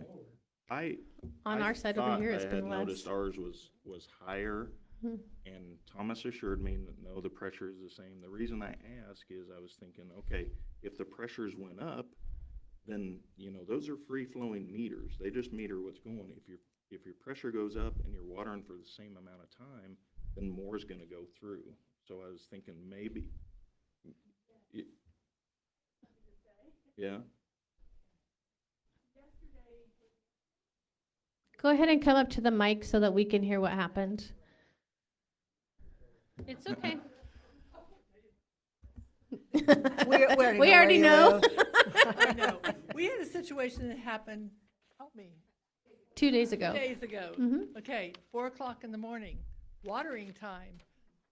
Doug waters in the morning at 3. I think Todd did his at 3. Did you water? Wherever Clint does his. And we had the most unusual thing. My husband woke up at 4 o'clock. I didn't want to say this because you're going to say, oh, that's what's going on. No, it's not. But we had the most unusual thing happen. He jumps out of bed, heard something. It was our backflow preventer, blew. I mean, I don't know how to say it came apart. We thought first somebody was tampering with it. But not only did ours do that, but so did Sue's behind us. Mm-hmm. And then so did Ricky Bobby's Ken Lappin's did the same thing. Yeah. All in the same time period. Have you guys told Thomas that? No, Not yet. because I didn't want to find any more about water. Well, But I'm That's going to the- tell you something. It all happened in about a 3 to whatever period. And my husband said, who's an engineer, and like I said, he's smart, right? He's smart. Well, and that is why he posted about air in the line. Yes, and he Yes. says because of Park City. But the thing is something happened. We know something happened. He went out there, shut our system down. First, and he was mad. I mean, we're getting all new security, but he said, I don't think it's that. Something's clean here. We didn't file a police report. Fitting snapped. It came out. It just came out. But Sue had or my neighbor behind us, I won't tell you her name, she had a new system put in just recently. Clint went over and was talking to her, right, April? Hold me here. And she had the same situation going on. Then he calls Ricky Bobby and find out that he's had a problem. And that says that is so rare for that to happen. So yes, I think there was a pressure something. All the valves blew. Okay. So those are the pieces of the puzzle we need to know about to help Right. us try to figure But do it you Right. understand why we didn't? No. Okay, that's fine, because we don't He's trust been you. listening to I'm them. sorry, but that's exactly what it is. I know. That's why people won't, because when they hear that it's their fault, they're like, well, they aren't listening to us, and so they don't want to share anymore. So, and it is something we have to rebuild trust, which is why I do believe we need an independent investigation. And I mean, I get PC knows our system, but yet at the same time, it's like putting it out for bid for someone to come in and do the investigation. I'm fine. I don't know if PEC's who we ask for engineering Right. questions, obviously, because Right. we're contracted with them.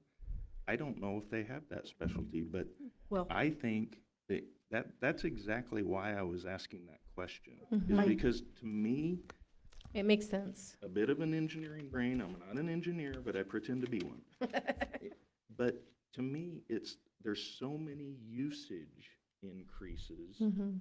Now, we also have to all acknowledge that I beg you guys, do not compare your usage to 2025. because Correct. 2025 was wonderful. I hardly ran my sprinkler system at all. Right, The it grass was rained. green, it was cool, it was wet, okay? But going back to 2024, 2023, and looking at those usages, I think is valid. Yes. But, what's that? I, Well, but what I'm saying is, yeah. That's what I'm, that's what, It's, yeah, it doesn't make but sense. that's the point. I apologize if I'm not communicating it properly, but that's the point I'm trying to make, is the usage is up. I mean, we see it on the intake side. Right. And we see it on the output side. So the usage is really up. So to me, in my simple brain, if you're running at an increased pressure, then you're flowing more. That's the way water works. And so if we're popping valves, maybe there is something that we're having pressure spikes at Right. night when Right. things are running, because that's when Yeah. I run mine too. Right. But maybe that pressure is spiking because, you know, nobody in Wichita is using it. I don't know. And But would Tom, maybe it's a possibility. would Thomas have access to that kind of data on the Well, pressures? Or So does it have to? He told me there's no change in our pressure, but Thomas isn't measuring Well, no, in that's the middle what- of the night. Right. You know, Well, I know if we he had- goes and looks and Yeah. says that, Yeah. but I don't know if we have that data of, Well, we had Yeah. the water study that they gave us recently that talked about the different times and the peak hours yeah. and what the spikes were. Right. but Um, I think it's worth investigating. Okay, do we have Yeah. pressure spikes? Are we having an increased system pressure Yeah. that everything is flowing more? Yeah. Um, Well, and I think one of the things for me personally, because we have an irrigation well, and we have a lot of air in our well line, that it spits out a lot of air before it gets to water. I don't normally have that in my city hose line, but I have noticed this summer, if I use my regular hose, I have a lot more air in my hose line. So, and To so, your house. to my house, Okay. that hooks up to city water. Yeah. Because I have 2 spigots that are city water, but I have noticed I'm having more air, and it's like, when it starts up, it's like, I'm getting a lot of air through it, and I'm like, what in the world is happening in my city line? Because my well line does that getting going, but my city line doesn't usually do that. So, it's just something I noticed this summer. And I will say, kind of piggybacking on what Todd said, that I did when I asked you guys, I said, what is your historic usage? And I said, and don't look at 1 year, because we have 1 year on the bill. Right. Look back if you have that kind of information. And I know some people keep their bills, and some people, as soon as you write the check and it clears, it's gone. Like I said, I heard Dennis say he had 25 years worth of bills. I think my husband has about 12 years. I don't know when we, every once in a while, I'm like, okay, we don't need that anymore. We're good with it. But it is good to look back and say, what has changed? Because I can guarantee you that when my 3 kids moved out, yeah, my water went down. But looking at those and being able to kind of say, oh yeah, last year was a rainy year. We didn't have to run the sprinkler, where the year before, when the water restrictions were very first put into place, yeah, what did that compare to? So that, but when we have that to look at, and if you don't, and I think that's what the city staff was trying to help provide, so that you could get that picture. So I know that that's important. I do also, when we're talking about looking at the system, I do think we need to look to make sure that between the electronic reads and the utility billing, that there isn't something, I mean, I know that there has been times where a new meter gets put in the truncation for some reason didn't get switched correctly in it, but then those are your one-offs, not a system-wide. Right. But just to make sure that we're checking in and doing our due diligence for you. So council, I guess we're at a point, I think we've discussed this pretty well. I'm going to put it out to you. Are you in agreement? Would you like to see an independent investigation happen for the system? Okay. Yes. All right. Do we need a motion for that? No, well, we'll continue down Okay. that path. I'm uh, just Okay. asking easy what to we see need, what's possible, and then we can develop a and then look for, RFP or something and put it out for bid. yep, and put it out for bid. So that's where we are tonight, folks. I'm sorry we can't answer all your questions, but that is where we are tonight. We are going to work on it, and we will continue to communicate. We can even put updates out if there's something in between meetings. The city can put out an update if there's something that they have to share. Otherwise, it would potentially be brought up at the next council meeting. So, right. are we good? Thank you all Okay, so thank much. you. And you know what? Thank you Thank for you very being much. respectful. Thank you for sharing what you needed to share. And even though you're angry, that you really did it respectfully. And I'm really, really thankful for all of you.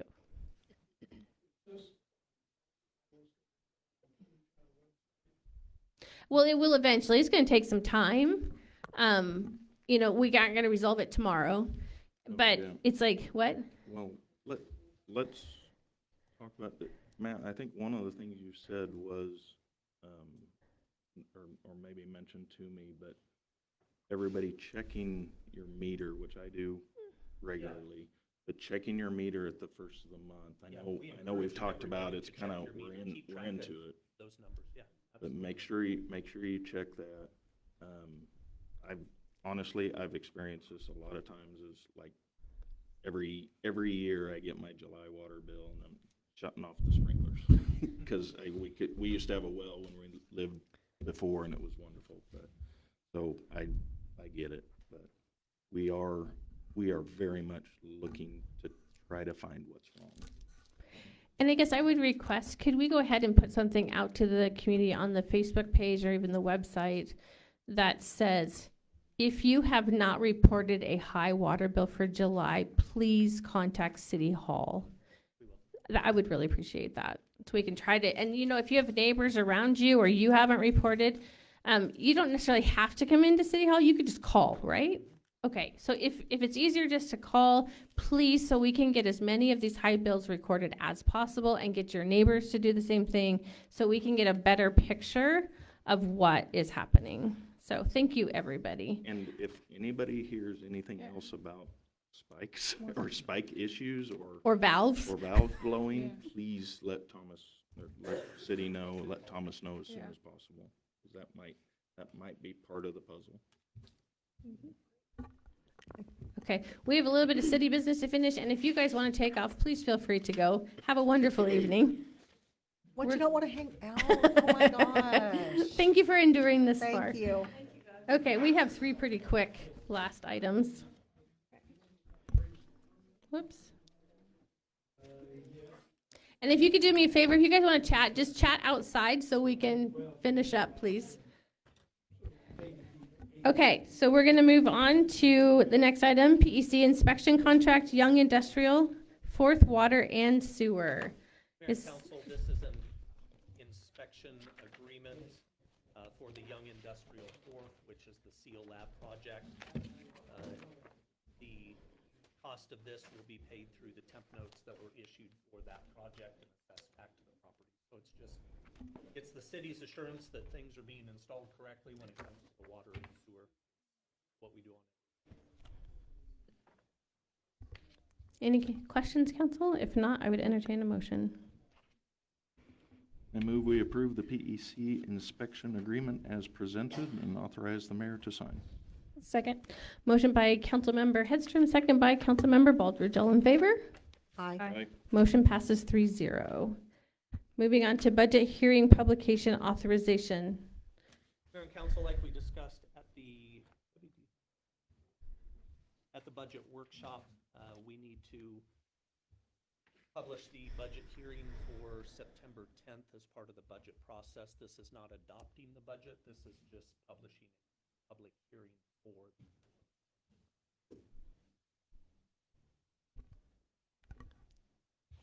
So I guess this is also a discussion if you're only doing one or if you're also adding in the revenue neutral rate hearing. Yeah, our goal is that, really the direction we felt we were given by council.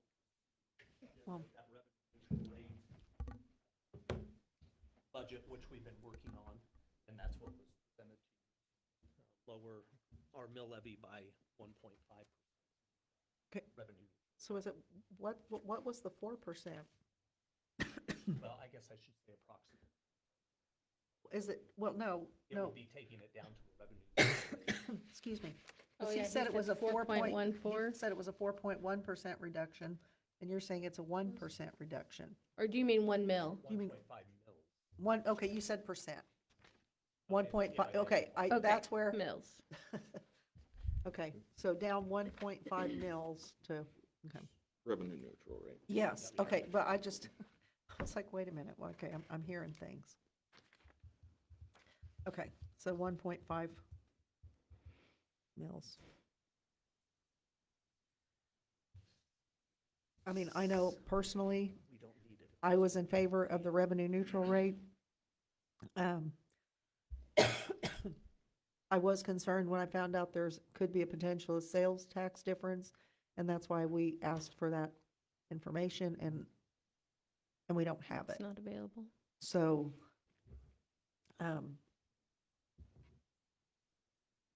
don't know, It's up to council. whether we want to consider just leaving the flat for now and having a revenue neutral rate hearing, giving us time to make sure we have that information, or, I'm not opposed to it, but everything Matt has said, I know, and again, it's forecasting, so we don't know what exactly is gonna happen. I didn't hear anything that would make me change Well- my position and go to raising the mill levy. Right. I'm pretty comfortable with what was okay. But if you Well, absolutely want that, I guess I'm Not just gonna against- say, I would have liked to have known what that amount looks like when we're looking at the sales tax. Because our sales tax is a healthy portion, of what we get. Because we're looking at a total of, between the state sales tax, the local sales tax, because I'm not gonna throw the liquor tax into that, but we're looking at, right now, that's just under $1 million. What you're asking for, I talked to Matt Long in the back, and suggested I call the county. It's even possible. He doesn't feel that it's possible because of projected amounts, and if you could even run the numbers. But they don't have the actual numbers right now. So from what he said, I'm confident. I think he's confident in what we're presenting right now.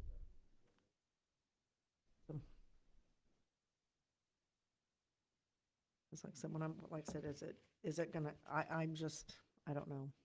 If it drops the same percentage, because when I looked up the formula, it's going to be our it is a ratio of what the county, property tax is and what ours is.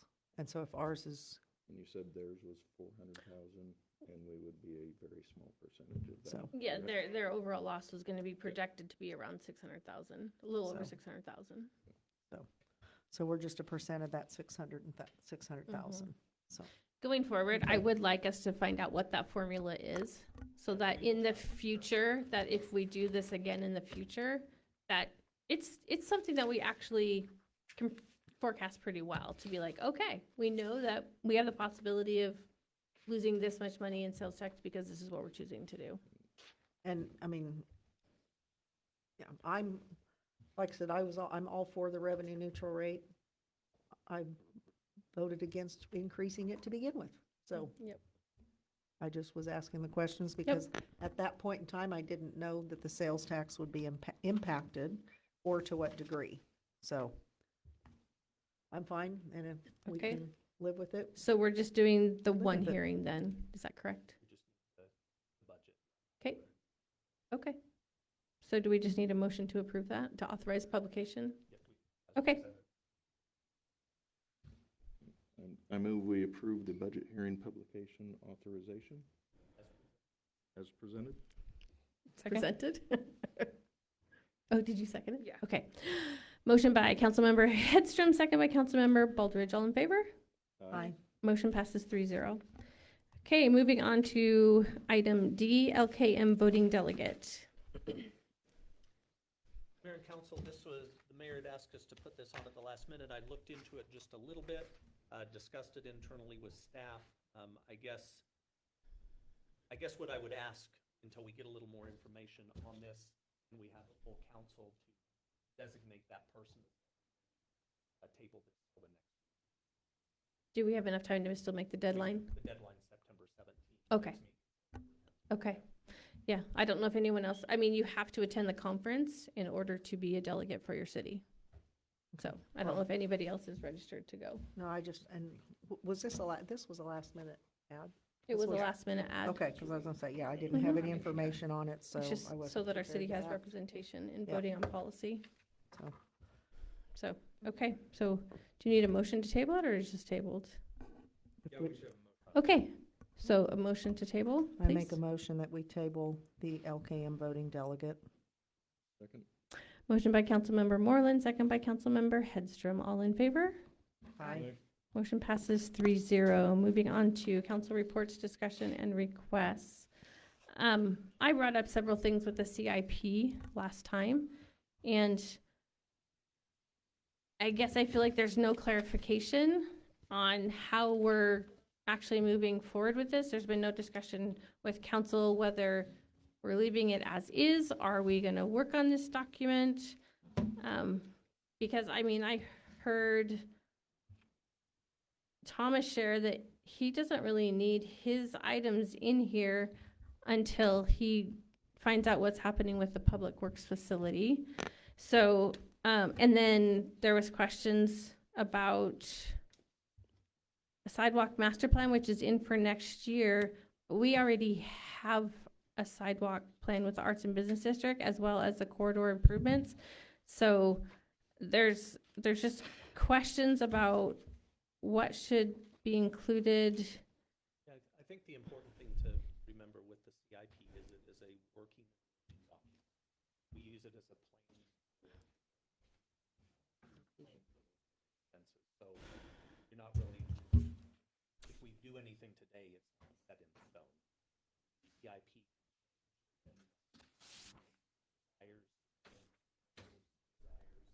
from year to year, so it's continually adjusting plan, but it at least gives us somewhat of a roadmap for planning. Well, usually you utilize the CIP for determining yeah. what plans you're going to pursue. So it is a living document, but at the same time, you are identifying specific projects or equipment that you are planning. That's why this is all planned out to purchase at certain times.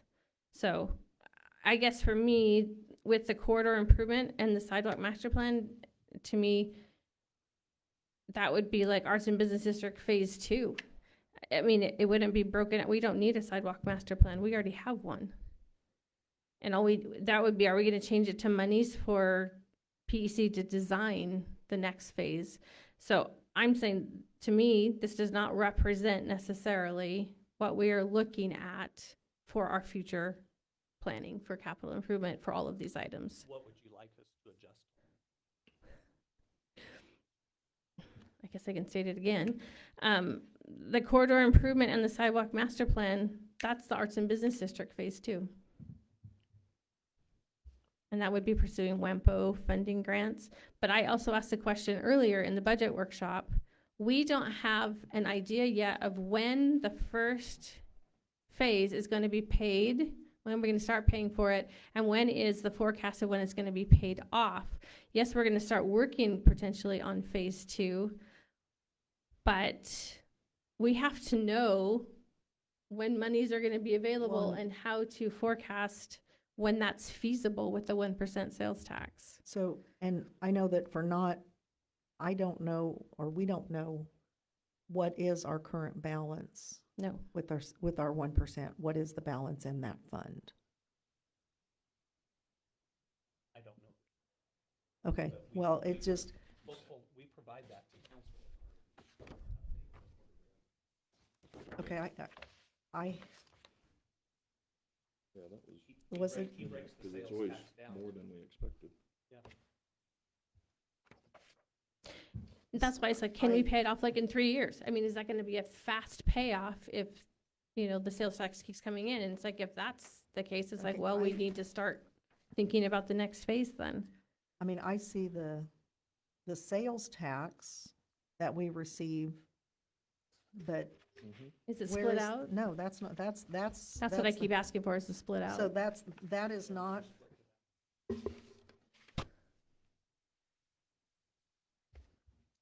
Because it is a separate fund. Right.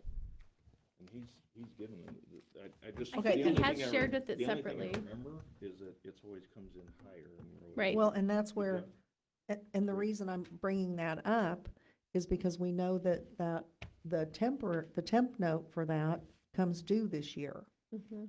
So how much of that, and I know that's going to be a discussion for a later date, but it's also a discussion while we're looking at budget, is how much of that are we going to spend on reducing the amount of the bond overall? So right now, we're saying, okay, this is how much the bond is going to cost, but how much, and How much can we pay up we front? do need to look at that. And so that's where when I looked through here, I did not find the line that shows the city portion of the sales tax only. I mean, like I said, the sales tax, the general sales tax on the front, that is not the 1% collected by the city.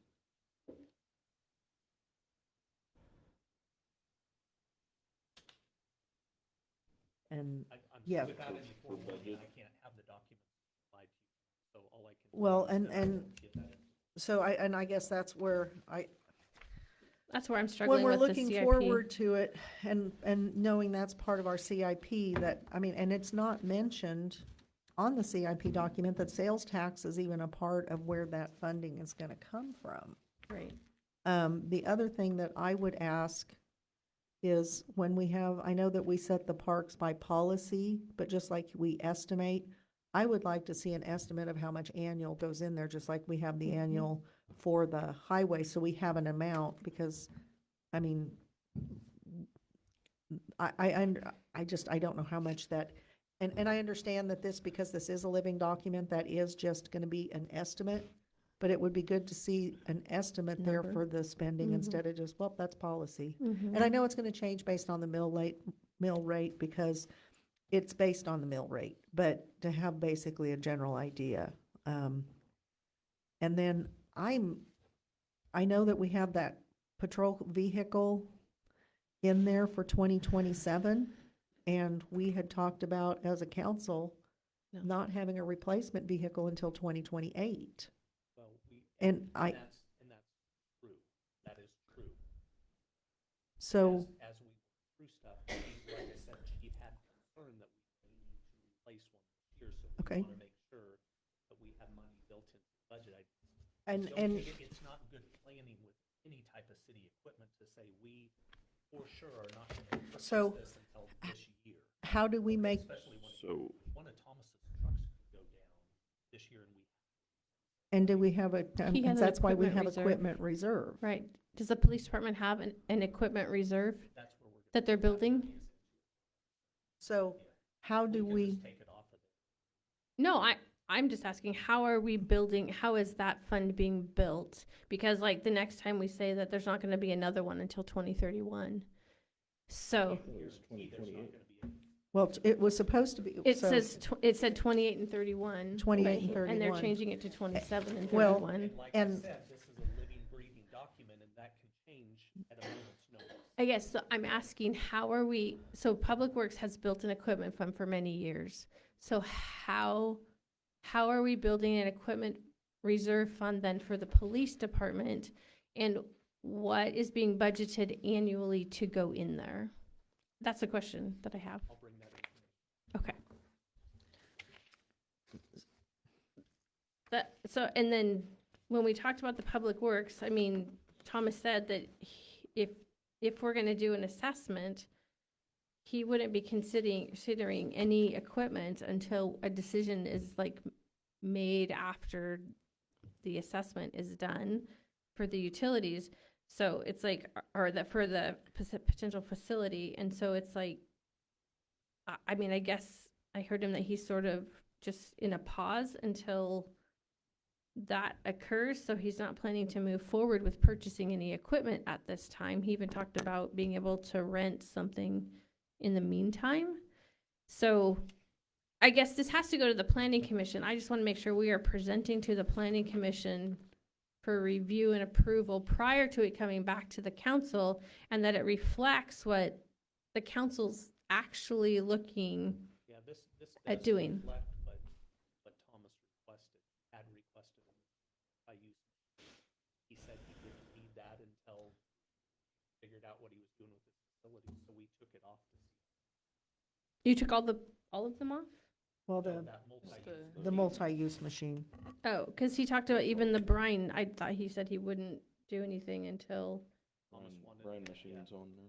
He Yeah. wanted to keep that on there, so. Okay. On our radar. Because oh, okay. And then I think we just have generalities regarding the sewer and water system improvements. It's like,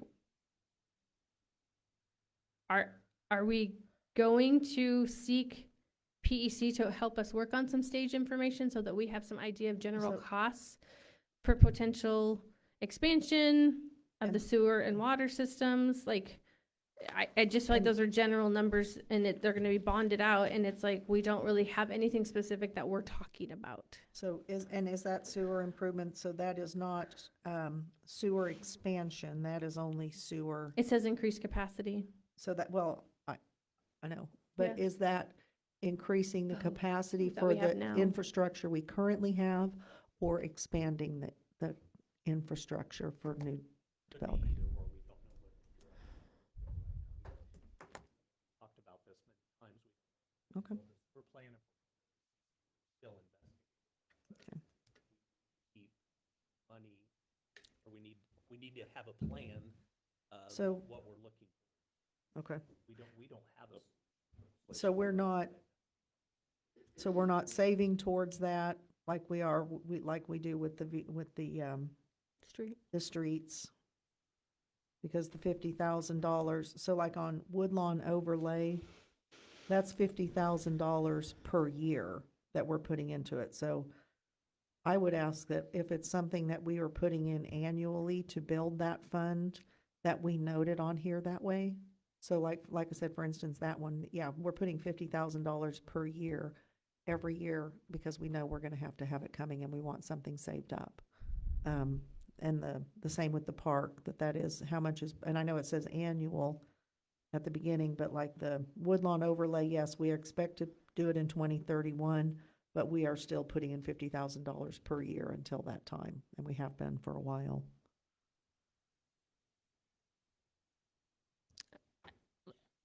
I guess, how did you determine the numbers for sewer and water?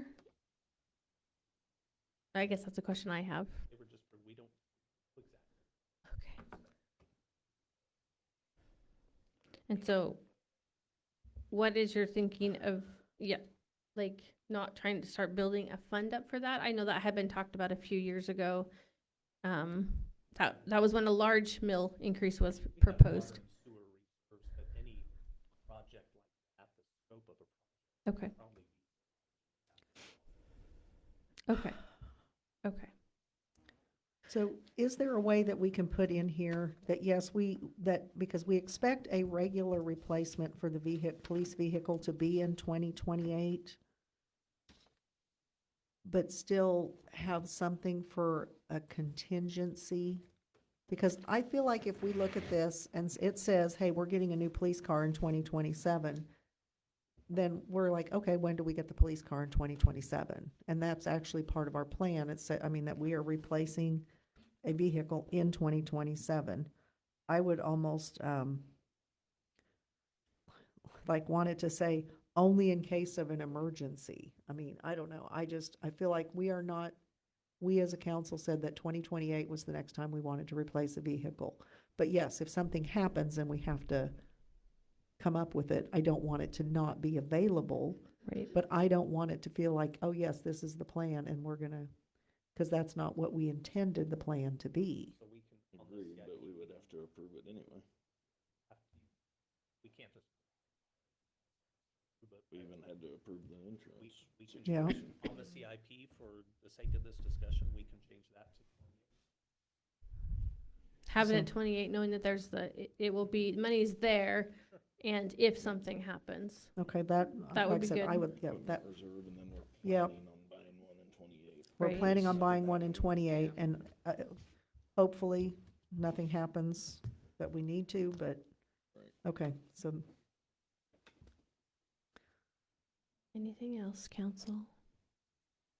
so this has to go To planning to commission? planning commission prior, so, 2 days before the, but well, those changes will be on Council. what they see. Okay, thank you. okay. All right. If there is nothing else, do you have anything else? I thought I had a question. I'm questioned out. I'll Yeah, ask it me next too. time when I come back up to it. Okay. I would then entertain a motion to adjourn, please. I make a motion to adjourn. Second. Motion by Councilmember Baldridge, second by Councilmember Hedstrom. All in favor? Aye. Aye. Motion passes 3-0. We are adjourned. Thank you, everyone. Have a lovely evening. Thank you all for coming.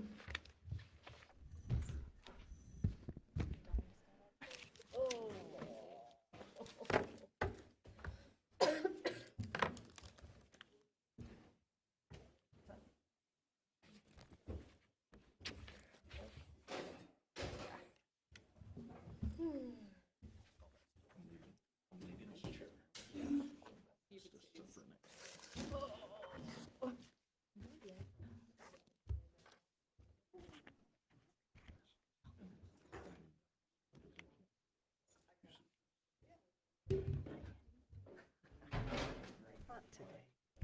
No, today's not looking like it's your day.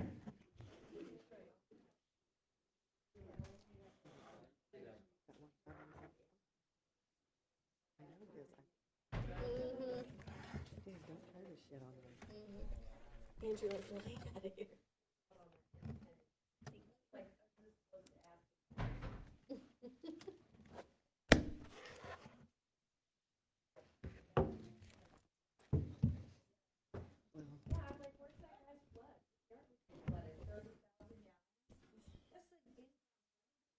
Yes, it's.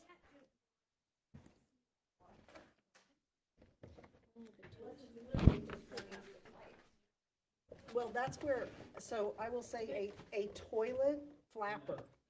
That- Did I bring my keys tonight? I guess I didn't bring my keys. No, not, I mean, so a flapper being left open though, Hopefully they turned it off. it's going straight Whoops. down and, yeah, and if it's like, so like we have the bathroom that Chris and I use and then I we have don't the ones remember that I use the used kids' it. bathroom. Well, our kids are, so it doesn't. And those are really the ones.